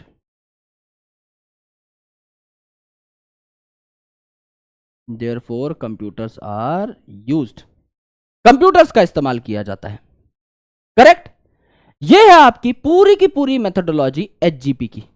अब इसमें भी 2 अलग अलग सिस्टम आते हैं, या तो आप पूरे डीएनए को ही सीक्वेंस कर लो, या आप काम की चीजों को सीक्वेंस करो, यानी सिर्फ एक्सॉन को सीक्वेंस करो। तो यहां पर भी 2 मेथोडोलॉजी आती हैं।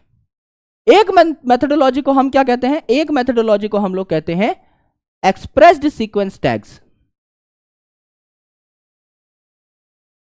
एक्सप्रेस्ड सीक्वेंस टैग्स, प्यार से क्या कहा जाता है इनको? EST। और दूसरे को हम कहते हैं whole genome sequencing.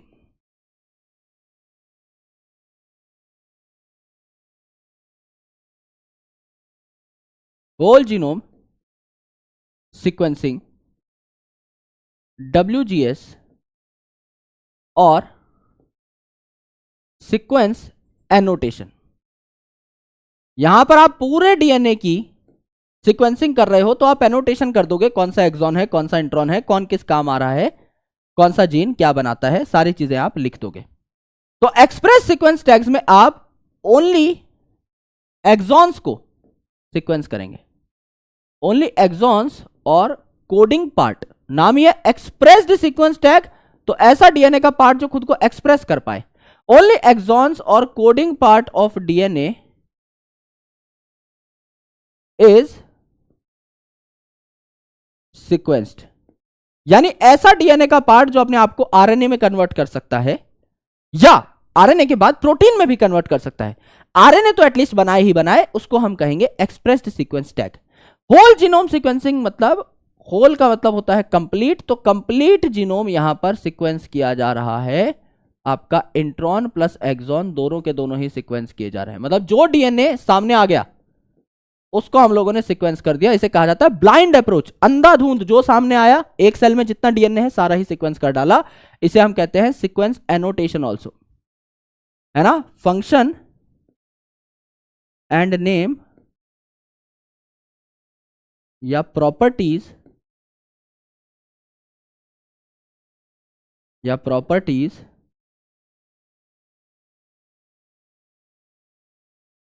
Of every gene is written with it. This is called annotation. जैसे हम लोग एनसीईआरटी पढ़ते हैं तो आप सबसे इंपॉर्टेंट पॉइंट्स को एनोटेट करते हो, हाईलाइट करते हो, है ना, अंडरलाइन करते हो। That is called as annotation. आपने इंपॉर्टेंट पॉइंट्स को मार्क कर लिया है। सिमिलरली जब आप पूरे के पूरे डीएनए को क्या करोगे, पढ़ोगे, तो आप कहां एक्सॉन है, कहां इंट्रॉन है, कौन सा इंसुलिन का जीन है, कौन सा किस चीज का जीन है, ये सारी चीजें लिखते चले जाते हो। This is called as sequence annotation, right. ये आप कर रहे होते हो। These are methodologies of DNA sequencing. ये दो चीजें आपको देखनी होती हैं। अब आप मैपिंग भी कर सकते हो। भाई पिछले चैप्टर में क्या पढ़ा था, एल्फ्रेड स्टोर्टेवेंट साहब के बारे में पढ़ा था, याद हो तो। जब हम लिंकेज और रिकॉम्बिनेशन के बारे में पढ़ रहे थे तो एल्फ्रेड स्टोर्टेवेंट के बारे में हम लोगों ने पढ़ा था कि इन्होंने क्या बनाए थे, लिंकेज मैप्स बनाए थे। इन्होंने देखा था रिकॉम्बिनेशन डेटा को कि भैया अगर एक क्रोमोसोम पे कुछ जीन्स हैं जो बहुत जल्दी रिकंबाइन हो जाते हैं, किसी और के साथ चले जाते हैं, इसका मतलब वो दूर दूर प्रेजेंट है। और कई ऐसे जीन्स जो एक क्रोमोसोम पे हमेशा साथ साथ रहते हैं, अगली जनरेशन में भी साथ साथ जाएंगे, इसका मतलब वो ज्यादा लिंक्ड है। तो जितनी ज्यादा लिंकेज उतने ज्यादा क्रोमोसोम पास पास, और जितनी कम लिंकेज उतने ज्यादा क्रोमोसोम दूर दूर। तो आप यहां पर क्या कर सकते हो, एक आइडिया लगा सकते हो कि ये है आपका जीन ए, इसके बाद आता है जीन बी, इसके बाद आता है जीन सी, इसके बाद आता है आपका जीन डी, इसके बाद आता है जीन ई। तो आप क्या बता पा रहे हो यहां पे, आप बता पा रहे हो sequence and position of genes on a chromosome. तो जब समझ लीजिए आप डीएनए को सीक्वेंस कर रहे हैं, आप क्रोमोसोम नंबर 1 के डीएनए को सीक्वेंस कर रहे हैं, तो जब आप डीएनए को एक पर्टिकुलर सीक्वेंस में पढ़ेंगे तो आपको पता नहीं लग जाएगा कि पहले कौन सा जीन है, बाद में कौन सा जीन है, बाद में कौन सा जीन है, एंड सो ऑन। आपको एक पूरा सीक्वेंस पता लग जाएगा ना जीन्स का भी, तो आप जेनेटिक मैप्स भी बना पाओगे, राइट। और आप ये भी बता पाओगे कौन सा जीन किससे कितना दूर है। अगर आप उनके बीच में डिस्टेंस भी देना चाहो तो आप वो भी दे सकते हो कि ये वाला जीन इस वाले से 200 नाइट्रोजनस बेसिस छोड़ के है, फिर वो वाला जीन अगले वाले से 500 नाइट्रोजनस बेसिस छोड़ के है, आप ये भी बता सकते हो। तो यहां पर जीन्स जो है, एक्सॉन्स जो है, इनके बीच में आपके इंट्रॉन फ्रेगमेंट्स भी आपके पाए जाते हैं, नॉन कोडिंग सेगमेंट्स भी पाए जाते हैं, जिनको क्या कहा जाता है, सैटेलाइट डीएनए, जिसके बारे में कल हम लोग काफी डिटेल में पढ़ रहे होंगे। तो ये जो पार्ट है आपका डीएनए फिंगरप्रिंटिंग में ही बहुत ज्यादा काम आता है। तो satellite DNA is basically repetitive DNA, अपने आप को बहुत बार रिपीट करता है और अभी तक किसी काम का अंदाजा हम नहीं लगा पाए हैं कि किस काम आता है। हाँ, क्रोमोसोम का ज्यादातर पार्ट रिपीटेटिव ही है, तो एक क्रोमोसोम का स्ट्रक्चर बनाने में काम में आ रहा होता है। डीएनए का मेन पार्ट रिपीटेटिव ही है, तो ये डीएनए का आपका मेन कॉम्पोजिशन बनाता है, लेकिन ये कोई प्रोटीन नहीं बना रहा होता। तो इस पे अभी भी बहस चल रही है कि क्या आगे चल के हम इसका कोई फंक्शन पता लगा पाते हैं या नहीं। तो आपका लिंकेज मैप्स जो हैं या आपका जेनेटिक मैप्स जो हैं यहां पर बन सकते हैं। और 24 क्रोमोसोम्स का आपको आइडिया लगाना पड़ता है, ये भी आपको अच्छे तरीके से पता है। भाई अगर आपको एक ह्यूमन के सारे क्रोमोसोम्स के बारे में पढ़ना है तो 44 में से 22 ऑटोसोम्स के बारे में पढ़ लो, बचे हुए 22 भी ऐसे ही होंगे। एक एक्स क्रोमोसोम के बारे में पढ़ लो, एक वाई क्रोमोसोम के बारे में पढ़ लो। और ये जो वाई क्रोमोसोम होता है ये होता है स्मॉलेस्ट, इस पे सबसे कम जीन्स होते हैं, इसके पास सिर्फ 231 जीन्स होते हैं, है ना। सबसे कम जीन्स इसके पास होते हैं क्रोमोसोम नंबर वाई के पास, तो ये स्मॉलेस्ट होता है। इन चारों को आप इन 22 + 2 24 को आप पढ़ोगे, तब जाके आप ह्यूमन जीनोम को अच्छे तरीके से समझ पाओगे, राइट। तो एक बार देख लेते हैं एनसीईआरटी में मेथोडोलॉजी के बारे में। मेन पार्ट आपका मेथोडोलॉजी ही था, इसके बाद तो सिर्फ डेटा है जो याद करना है, समझने का भाग आपका ये था। तो 2 मेजर अप्रोच आप लगाते हैं ह्यूमन जीनोम को सीक्वेंस करने के लिए। एक तो सिर्फ जो मेन पार्ट है जो आरएनए बनाता है आगे चल के, सिर्फ इसी को आप सीक्वेंस करें, इसे कहा जाता है एक्सप्रेस्ड सीक्वेंस टैग। यानी जो पार्ट आपका डीएनए का आगे चल के आरएनए बनाएगा, एक्सप्रेस होगा, सिर्फ उसी को सीक्वेंस करो। दूसरा है ब्लाइंड अप्रोच, जहां पर पूरा का पूरा जीनोम जो सामने आ रहा है उसी को हमने क्या किया, आपका सीक्वेंस कर दिया। इसे होल जीनोम सीक्वेंसिंग कहा जाता है या सीक्वेंस एनोटेशन कहा जाता है। तो आपने क्या किया, एक ऑर्गेनिज्म का एक सेल लिया और उसमें से डीएनए निकाला, और इस डीएनए को आपने कई टुकड़ों में तोड़ दिया, रैंडम टुकड़ों में तोड़ दिया, एंजाइम को यूज करके, रेस्ट्रिक्शन एंजाइम को यूज करके। फिर आपने इसको क्लोन किया, यानी इसकी कॉपी बनाई, इसकी एम्प्लीफिकेशन करी, यानी इसके नंबर को एम्प्लीफाई किया, इसकी काफी कॉपीज बनाई किसी सुटेबल होस्ट के अंदर, जो कि होते हैं बैक्टीरिया और ईस्ट। तो बैक्टीरिया का भी हम प्लाज्मिड यूज कर सकते हैं और ईस्ट का भी, जिसको हम बैक या यैक कहते हैं। तो आपकी खूब सारी कॉपीज बन गई। अब यहां पर ये जो कॉपीज हैं, है ना, इन छोटी छोटी जो कॉपीज को हमने तैयार किया है, छोटे छोटे डीएनए सीक्वेंसेस को जो हमने तैयार किया है, टुकड़ों को, इनको हम सेंगर मेथड से सीक्वेंस कर रहे होंगे।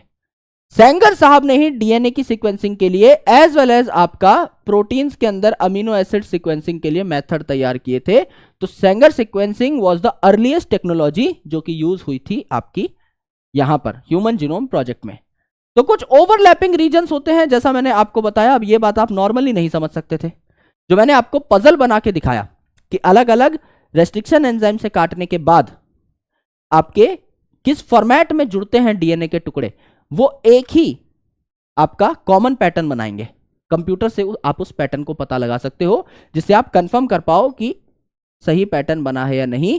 तो ओवरलैपिंग रीजन्स के हिसाब से आप इन सारे टुकड़ों को अरेंज कर देते हो, एंड इसे ह्यूमनली करना पॉसिबल नहीं है, दैट्स वाई हम लोग इसको कंप्यूटर से कराते हैं। अब मैंने आपको बताया था कि ज्यादातर जो चीजें थी वो 2003 में ही खत्म हो गई थी इस मेगा प्रोजेक्ट की, लेकिन क्रोमोसोम नंबर 1 जो है इसकी सीक्वेंसिंग एंड में कंप्लीट हुई थी। तो आपको यहां 22 ऑटोसोम्स प्लस एक्स और वाई की स्टडी करनी होती है।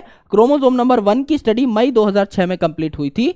तो आपका एक्चुअल में ये जो प्रोजेक्ट था ये 2006 में कंप्लीट हुआ था। आपने क्या किया, ये लड़की है समझ लीजिए, इसका कोई सेल लिया, इसके सेल के न्यूक्लियस से आपने क्रोमोसोम निकाला और इससे डीएनए निकाल लिया।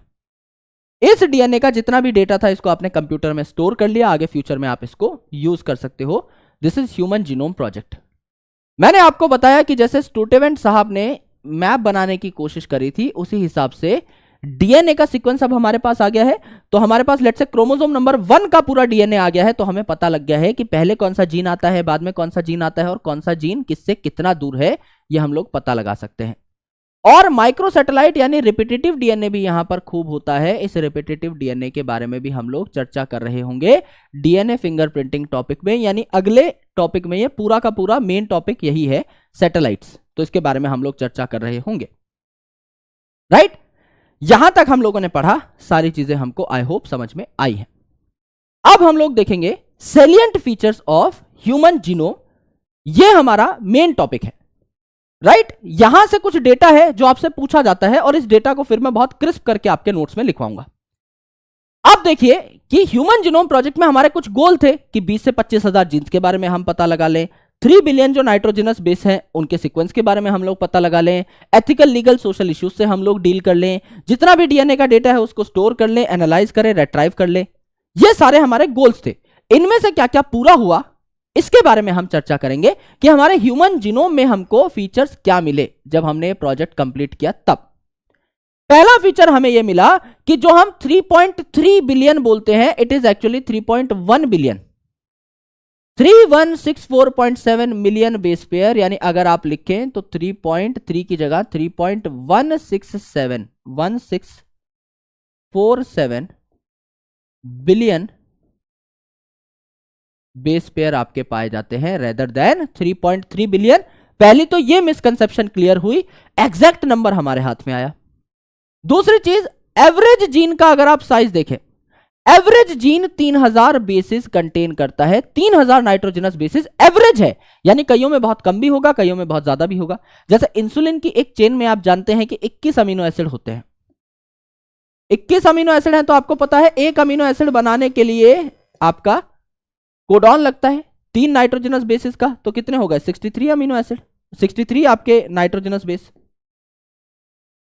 सिमिलरली दूसरी चेन है, उसमें 30 अमीनो एसिड के आसपास है, यहां पर 3 से मल्टीप्लाई कर दीजिए, क्या हो गया आपका 90 नाइट्रोजनस बेस। तो क्या हुआ 90 प्लस 63 कितना हुआ 150 ही हुआ, तो ये तो आपका बहुत कम हुआ। और कई है ऐसे, जैसे आपका डिस्ट्रोफिन जीन है, यहां पर देखिए डिस्ट्रोफिन जीन जो है इसमें 24 लाख बेसिस है, ये इतना बड़ा जीन है जिसमें 2.4 मिलियन यानी 24 लाख है, यानी 150 भी हो सकता है, 50 भी हो सकता है, 63 भी हो सकता है, आपका 24 लाख भी हो सकता है, इतना बड़ा भी आपका जीन हो सकता है। एवरेज जो हमारा निकला वो 3000 बेसिस के आसपास निकला, एवरेज इतना निकला। टोटल नंबर ऑफ जीन्स जो हमें पता लगे ये आपके 30,000 के आसपास पता लगे। हमने सोचा था कि 20 से 25,000 के आसपास हमको पता लग जाएंगे, 30,000 हमें मिले, जबकि कई साइंटिस्ट कह रहे थे 80,000 होने चाहिए, 1,40,000 होने चाहिए, हमें 30,000 मिल गए तो हम खुश हैं। 99.9% जो आपके डीएनए का सीक्वेंस है ये मुझसे मिलता है, मेरा आपसे मिलता है, हम सब ह्यूमन का आपस में मिलता है, सिर्फ 0.1% डिफरेंस है जो हमें अलग बनाता है। लगभग 50% ऐसे जीन हैं जिनका आज तक हमें फंक्शन नहीं पता है, तो इनका फंक्शंस डिकोड हमें करना पड़ेगा। यानी लगभग 30,000 में से 15,000 का ही हमको काम पता है, अभी बाकी 15,000 का नहीं पता है। लेस देन 2% जो हमारे सेल का डीएनए है सिर्फ यही प्रोटीन बनाता है, 98% ऐसा है जो कोड ही नहीं कहता, सिर्फ 2% ऐसा डीएनए है जो प्रोटीन बनाता है, यानी सिस्ट्रॉन की तरह काम करता है, डीएनए से आरएनए, आरएनए से प्रोटीन। बचा हुआ 98% प्रोटीन नहीं बना पाता है, which is a striking data, क्योंकि ज्यादातर जो आपका डीएनए है रिपीटेड है, लार्ज प्रोपोर्शन आपका रिपीटेटिव सीक्वेंसेस बनाते हैं और इनका कोई कोडिंग फंक्शन नहीं होता डायरेक्टली, यानी ये कोई प्रोटीन नहीं बना रहे होते, लेकिन क्योंकि ये क्रोमोसोम और डीएनए का मेन पार्ट है तो मेन स्ट्रक्चर बनाते हैं और इवोल्यूशन में हेल्प करते हैं, क्योंकि मेन जो म्यूटेशंस होती हैं वो इन्हीं में तो होंगी, मेन जो वेरिएशन आएंगी वो इन्हीं में तो होंगी। आप मेन जीन में थोड़ी वेरिएशन ले आएंगे जिससे अलग अलग प्रोटीन बनने स्टार्ट हो जाए हर ह्यूमन में, दैट इज नॉट पॉसिबल। तो आप ज्यादातर जो आपके चेंजेस करेंगे वो इस रिपीटेटिव सैटेलाइट डीएनए में, नॉन कोडिंग डीएनए में ही तो करेंगे, तो इवोल्यूशन में इसका अच्छा खासा रोल है। जैसा मैंने आपको बताया था क्रोमोसोम Y जो है ये सबसे छोटा है, इसमें 231 ही जीन पाए जाते हैं, जबकि क्रोमोसोम नंबर 1 खूब बड़ा है, इसमें लगभग 3000 जीन, 2968 टू बी प्रिसाइज, इतने आपके जीन पाए जाते हैं। साइंटिस्ट ने बताया कि हमारी सेल में 14 लाख ऐसी पोजीशंस होती हैं, 1.4 मिलियन ऐसी पोजीशंस होती हैं जहां सिंगल न्यूक्लियोटाइड पॉलीमॉर्फिज्म पाया जाता है। यानी यहां पर अगर समझ लीजिए आपकी बॉडी में एक सीक्वेंस है AAG जो 100 बार रिपीट होता है, AAG AAG AAG AAG AAG, तो ये बहुत बार रिपीट हो सकता है। किसी और इंडिविजुअल की बॉडी में क्या हो सकता है, AAC AAC AAC AAC AAC AAC and so on. तो यहां पर क्या हुआ, सिंगल न्यूक्लियोटाइड पॉलीमॉर्फिज्म हुआ ना भाई, G का C हुआ, G का C हुआ, G का C हुआ, G का C हुआ, G का C हुआ, राइट। तो it makes SNP, single nucleotide polymorphism. इसके बारे में और डिटेल में चर्चा होगी कल, SNP के बारे में और माइक्रो सैटेलाइट के बारे में, मिनी सैटेलाइट के बारे में, इन सब चीजों के बारे में, राइट। क्योंकि कल डीएनए फिंगरप्रिंटिंग में सारी चीजें दोबारा पढ़नी ही है, तो SNP और जो यहां पर हमने देखा था माइक्रो सैटेलाइट, इसको हम लोग कल दोबारा से पढ़ रहे होंगे, ये आप अभी नोट्स में ऐड कर सकते हैं, लेकिन इसकी काफी अच्छी पढ़ाई हम लोग कर रहे होंगे। अब देखिए सेलिएंट फीचर ऑफ डीएनए क्या है, मेन चीजें जो आपको याद होनी चाहिए, आराम से खुद से सोच सोच के लिखते रहिए। हमारा गोल ऑफ एचजीपी क्या था? हमारा गोल ऑफ एचजीपी ये था कि हम, पहला गोल ये था 20 से 25,000 जीन्स को आइडेंटिफाई कर ले। हमने 30,000 प्लस जीन्स को आइडेंटिफाई कर लिया, तो पहला तो हमारा ये पर्पस फुलफिल हुआ, 30,000 प्लस जीन्स आइडेंटिफाइड, करेक्ट। अब जीन से रिलेटेड सारी बातें लिख लो, जीन से रिलेटेड सारी बातें लिख लो, तो आपका ह्यूमन जीनोम प्रोजेक्ट सेट हो जाएगा। 30,000 जीन्स आइडेंटिफाइड, तो इसमें से आपको पता है कि 50% जीन फंक्शंस, 30,000 में से 15,000 का जो जीन फंक्शन है इज नॉट डिकोडेड येट। अभी तक हमको पता ही नहीं है कि इनमें से 15,000 जीन तो करते क्या है। पहली बात क्लियर? Clear sir. दूसरी इंपॉर्टेंट चीज, एवरेज साइज जो है आपका जीन का, average size of a gene that is around 3,000 base pair, है ना, 3,000 बेस पेयर। डिस्ट्रोफिन जीन का जो है सबसे बड़ा साइज होता है। डिस्ट्रोफिन जीन का साइज क्या था? 2.4 मिलियन बेस पेयर, यानी 24 लाख बेस पेयर बड़ा आपका क्या होता है? डिस्ट्रोफिन जीन होता है। एवरेज साइज के बारे में हमने बात की। Third most important thing gene के बारे में ही, कि आपका वाई क्रोमोसोम जो है उसमें 231 जीन्स होते हैं, एंड आपका क्रोमोसोम नंबर 1 जो है इसमें आपके कितने जीन थे? आपके 2968 जीन्स थे। और ये क्रोमोसोम नंबर 1 जो था, इसकी सीक्वेंसिंग सबसे एंड में कंप्लीट हुई थी, तो इसकी sequencing was completed in May 2006। Correct है, एकदम करेक्ट है। वाई क्रोमोसोम और क्रोमोसोम नंबर 1 के बारे में हमें यह पता लगा। 50% जीन जो है इनका फंक्शन हमें पता नहीं है। एवरेज साइज हमने देख लिया। अब अगर आप जीन से रिलेटेड एक और बात लिखना चाहो तो आप ये लिख सकते हो कि 2% of DNA only codes for protein. Protein सिर्फ 2% डीएनए ही बनाता है, 98% तो आपका कोड करता ही नहीं है। यानी मेजॉरिटी ऑफ डीएनए आप क्या कह सकते हैं? मेजॉरिटी ऑफ डीएनए इज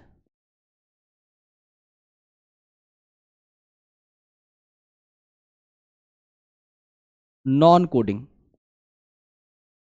या रिपीटेटिव, जिसको हम लोग क्या कहते हैं? सैटेलाइट कहते हैं, सैटेलाइट डीएनए कहते हैं। करेक्ट है, majority of DNA is repetitive या सैटेलाइट डीएनए। और इस सैटेलाइट डीएनए का काम क्या है?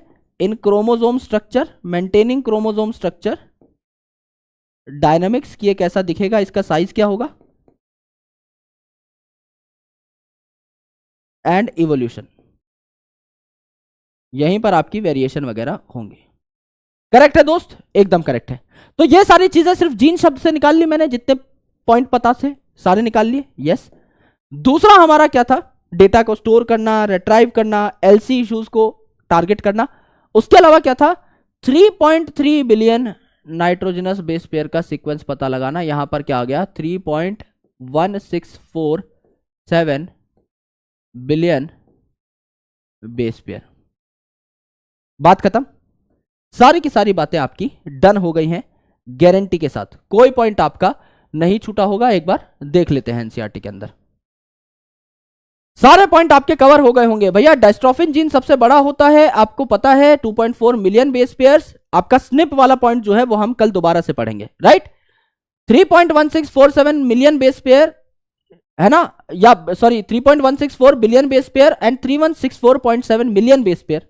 जाहिर सी बात है 3 जीरो सरकाओगे तो मिलियन को बिलियन बना दोगे। टोटल नंबर ऑफ जीन आपके 30,000 के आसपास निकले। 99% सेम होता है, हर ह्यूमन का डीएनए, ये हम पहले ही पॉइंट लिख चुके थे। 50% जो जीन है इनका फंक्शन अभी हमें नहीं पता है, लेस देन 2% ही प्रोटीन के लिए कोड करता है। रिपीटेटिव सीक्वेंस बहुत बड़ा डीएनए का आपका पार्ट तैयार करते हैं जो कि इवोल्यूशन वगैरह में हेल्प कर रहे होते हैं। एंड आपका सबसे छोटा क्रोमोसोम है क्रोमोसोम Y, और सबसे ज्यादा जीन कैरी करता है क्रोमोसोम नंबर 1, और 14 लाख पोजीशन पे हमारे पास स्निप्स यानी सिंगल न्यूक्लियोटाइड पॉलीमॉर्फिज्म पाए जा रहे होते हैं एट 1.4 मिलियन प्लेसेस। करेक्ट है भाई, एकदम करेक्ट है। अब अगला जो पॉइंट आता है यहां पर, इसको आपको याद नहीं करना है, इसको आपको सिर्फ और सिर्फ सुनना है, एक कान से सुनना है, दूसरे से निकाल देना है। इसका आपके नीट एग्जाम से कोई खास लेना देना नहीं है। यह सिर्फ बता रखा है कि आगे चल के फ्यूचर चैलेंजेस क्या आ सकते हैं या एप्लीकेशन क्या हो सकती है, जो कि हमें ऑलरेडी पता है, यह हम कोर डेटा में ही समझ चुके हैं। देखिए भाई, अब आपके पास डीएनए सीक्वेंस आ चुका है। अब इस डीएनए सीक्वेंसिंग से आपका केमिस्ट यानी केमिस्ट्री के लोग कुछ अलग डेटा निकालेंगे, फिजिक्स के लोग कुछ अलग डेटा निकालेंगे, बायोलॉजी के लोग कुछ अलग डेटा निकालेंगे, बायोलॉजी में भी बायोकेमिस्ट कुछ अलग डेटा निकालेगा, जेनेटिसिस्ट कुछ अलग डेटा निकालेगा, जो डीएनए से आरएनए के बारे में पढ़ता है ट्रांसक्रिप्टोमिक जिसको बोलते हैं, वो कुछ अलग डेटा निकालेगा, जो ट्रांसक्रिप्ट से प्रोटियोम बनाता है यानी आपका प्रोटीन बनाता है, वो कुछ अलग डेटा निकालेगा। यानी अलग अलग हजारों फील्ड के अलग अलग साइंटिस्ट, अलग अलग डिसिप्लिन के अलग अलग साइंटिस्ट अपनी अपनी एक्सपर्टीज लगा करके अब ये जो डीएनए का सीक्वेंस हमारे पास आया है इसको फ्यूचर में हजारों तरीके से यूज कर सकते हैं। राइट, आज हमारे पास होल जीनोम सीक्वेंसिंग के लिए बहुत ही ज्यादा खतरनाक हाई थ्रूपुट टेक्नोलॉजीज हैं। जैसे आज अगर आप हमें कहें कि सर हमें अपना जीनोम सीक्वेंस कराना है, तो आप एनजीएस से फटाफट करा सकते हो, that is next generation sequencing.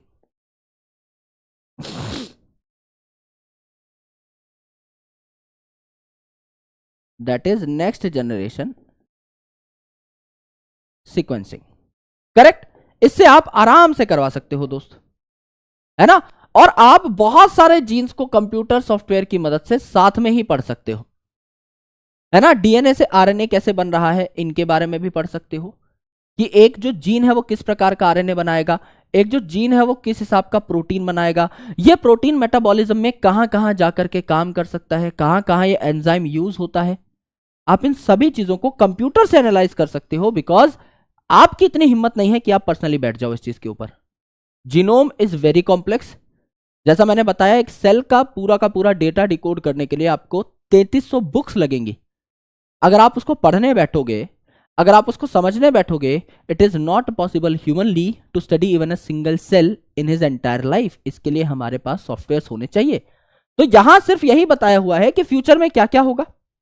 अलग अलग डिसिप्लिन के साइंटिस्ट आएंगे, डीएनए को बहुत और अच्छे तरीके से समझेंगे। आज के दिन में आधे से ज्यादा जीन्स के हमें फंक्शन नहीं पता, उनके फंक्शन पता लगाने की कोशिश करेंगे। एंड धीरे धीरे ये जो एडवांसमेंट्स हैं बायो इन्फॉर्मेटिक्स में, ये और होती रहेंगी। इसको हम एग्रीकल्चर में, फार्मेसी में, मेडिसिन में, टेलर मेड अप्रोच में, आगे चल के बायोफ्यूल इंजीनियरिंग में कई जगह यूज कर रहे होंगे। ये हम लोगों को बस सुनना था, इसका मेन एग्जाम से कोई लेना देना नहीं है। आइए कुछ सवाल कर लेते हैं। Dash and dash gene are present in mega project. Okay okay, मतलब यहां दे रखा है बेस पेयर में डेटा और आगे आपका क्या है, जीन बोल रखा है। तो 3 × 10⁹ बेस पेयर यानी 3 बिलियन के आसपास बेस पेयर और 20 से 25,000 जीन के बारे में हमको पता लगाने को बोला गया था ह्यूमन जीनोम प्रोजेक्ट में। तो ये आपका करेक्ट हो जाएगा। इनमें से कोई भी नंबर हमने पढ़ा ही नहीं है ह्यूमन जीनोम प्रोजेक्ट के अंदर, तो ऑटोमेटिकली सारे एलिमिनेट हो जाएंगे। HGP is closely associated with which branch of biology. कौन सी बायोलॉजी की ब्रांच की शुरुआत HGP की वजह से हुई? Bio informatics. ऐसा नहीं है कि बायोटेक्नोलॉजी का यहां रोल नहीं है, रोल तो है ही, लेकिन मेन रोल बायो इन्फॉर्मेटिक्स का है, क्योंकि आप यहां पर कंप्यूटर्स का बहुत इस्तेमाल कर रहे हैं। तो it is main informatics branch. Obviously biotech का भी यहां पर यूज है, क्योंकि आप बैक और यक का भी इस्तेमाल कर रहे हो for gene cloning and amplification. लेकिन मेरे दोस्त ये बहुत बाद की बात है ना। कोर जो है यहां पर बायो इन्फॉर्मेटिक्स है।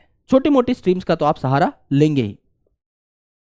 The commonly used vector in human genome project was plasmid, phagemid, bacteriophage या फिर ईस्ट आर्टिफिशियल क्रोमोसोम। तो यहां स्पेसिफिकली अगर आपसे बोला जाए तो कोई रैंडम आपने यहां पर ह्यूमन जीनोम प्रोजेक्ट में बैक और यैक का ही इस्तेमाल किया था, तो स्पेसिफिकली अगर आपको बैक यैक मिलता है तो आप इन्हीं को मार्क कर रहे होंगे, बाकी सारी चीजें बाद में आएंगी। बैक में कोई स्पेसिफिकली पूछ ले then the answer is plasmid, क्योंकि प्लाज्मिड एक जनरल टर्म हो गई, किसी भी बैक्टीरिया में हो सकता है ना, किसी भी अलग ऑर्गेनिज्म में हो सकता है। But when it comes to BAC YAC तो आपने पर्टिकुलरली कुछ आपके मेन इनके जेनेटिक मटेरियल के साथ इंटीग्रेशन करी, जिन्हें बैक्टीरियल आर्टिफिशियल क्रोमोसोम या ईस्ट आर्टिफिशियल क्रोमोसोम कहा गया। तो back यैक is the first priority, क्योंकि एनसीईआरटी में गिवन है। हालांकि ये जो ऑप्शन है ये भी आपका करेक्ट हो सकता है, बिकॉज उनका आपने प्लाज्मिड ही यूज किया था, लेकिन स्पेसिफिकली कोई पूछे तो back यैक is the correct answer, है ना। तो कभी भी दो ऑप्शन आपको सही मिले किसी उत्तर में, देखिए ज्यादा सही कौन सा है, that will give you more clarity. Sequencing the whole set of genome that contained all the coding and non-coding sequences, सब आप सीक्वेंस कर रहे हो ब्लाइंडली, तो होल जीनोम सीक्वेंस या सीक्वेंस एनोटेशन बोलेंगे। अगर सिर्फ और सिर्फ ऐसा पार्ट जो कोडिंग है मैं उसको सीक्वेंस कर रहा होता तो it will be called as expressed sequence tag. तो यहां पर सारा का सारा मैं कर रहा हूं तो एक्सप्रेस टैग तो नहीं होगा, एक्सप्रेस टैग तो नहीं होगा, स्निप तो चीज ही अलग है भैया, सीक्वेंस एनोटेशन हम लोग कर रहे होंगे या होल जीनोम सीक्वेंसिंग हम लोग कर रहे होंगे। Which of the following is not a goal of human genome project? कौन सा इनमें से गोल नहीं है? तो sequence the genome of selected model organism, जिस भी ऑर्गेनिज्म पे आप रिसर्च कर रहे हो उसका पूरा जीनोम सीक्वेंस करना, ये तो प्राइम प्रायोरिटी होती है। टू एलिमिनेट ऑल डिजीज, हमने ऐसा बोला नहीं है, ये एक एप्लीकेशन हो सकती है कि हम डिजीजेस को समझें, जेनेटिक डिजीजेस को, और उनको ट्रीट करने की, करेक्ट करने की कोशिश करें, पर सारे डिजीजेस का नहीं हो सकता, और ये हमारा गोल था भी नहीं, right. To consider ELSI issues, ये तो था ही। To develop computational tools for analyzing the sequence information, तो आपका डेटा स्टोरेज, एनालिसिस और रिट्राइवल तो था ही, उसके लिए कंप्यूटेशनल टूल्स यानी कंप्यूटर सॉफ्टवेयर हमें बनाने हैं, that's why bioinformatics comes into picture. तो ये भी आपका सही बात है, यानी उत्तर हो जाएगा 2। और ये है हमारा ह्यूमन जीनोम प्रोजेक्ट। मेन अगर मैं आपको बताऊं कोई सवाल यहां से नहीं आएगा, 3 स्लाइड आपको पढ़नी है। पहला गोल्स ऑफ एचजीपी, दूसरा salient features of human genome, और तीसरा आपका मेथडोलॉजीज ऑफ एचजीपी, जहां हमने बैक यैक के बारे में, ईएसटी के बारे में और human genome, whole human genome sequencing के बारे में पढ़ा, यानी सीक्वेंस एनोटेशन के बारे में पढ़ा। इसके अलावा कोई सवाल नहीं आता। इन 3 स्लाइड में पूरा का पूरा ह्यूमन जीनोम प्रोजेक्ट घूमता है, आगे पीछे की इंफॉर्मेशन आपके किसी काम नहीं आने वाली। यहां पर आप एनसीईआरटी की रीडिंग मारिए, मस्ट है,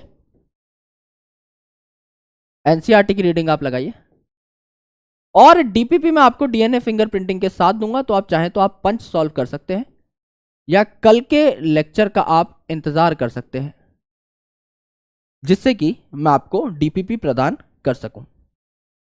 क्योंकि थोड़ा छोटा टॉपिक था तो आई थॉट, क्योंकि इसमें आपने अभी स्निप के बारे में पढ़ा है ना, सिंगल न्यूक्लियोटाइड पॉलीमॉर्फिज्म के बारे में, वो टॉपिक कल भी आएगा। फिर आपने मैपिंग के बारे में पढ़ा, वो टॉपिक आपका कल भी आएगा।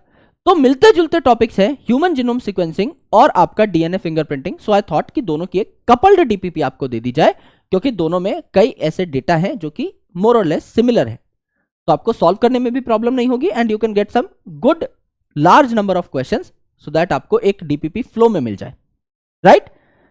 तो thank you so much guys for watching this session. आप कल हम लोग हमारे सबसे बड़े चैप्टर को खत्म कर रहे होंगे, यानी मॉलिक्यूलर बेसिस ऑफ इनहेरिटेंस कल समाप्त हो रहा होगा। उसके बाद हम लोग माइक्रोब्स इन ह्यूमन वेलफेयर, जो हमारा बायोलॉजी इन ह्यूमन वेलफेयर करके एक यूनिट है, उसका एक ही चैप्टर है बॉटनी में, उसको पढ़ रहे होंगे। 1-2 दिन में हम उसको खत्म कर देंगे, देन हम इकोलॉजी की तरफ बढ़ेंगे और धीरे धीरे उसको भी समाप्त कर देंगे। यानी after completion of molecular biology, आप मान के चलिए 1-1.5 हफ्ते में, अगले 6-7 लेक्चर में आपका पूरा का पूरा सिलेबस ही खत्म हो रहा होगा।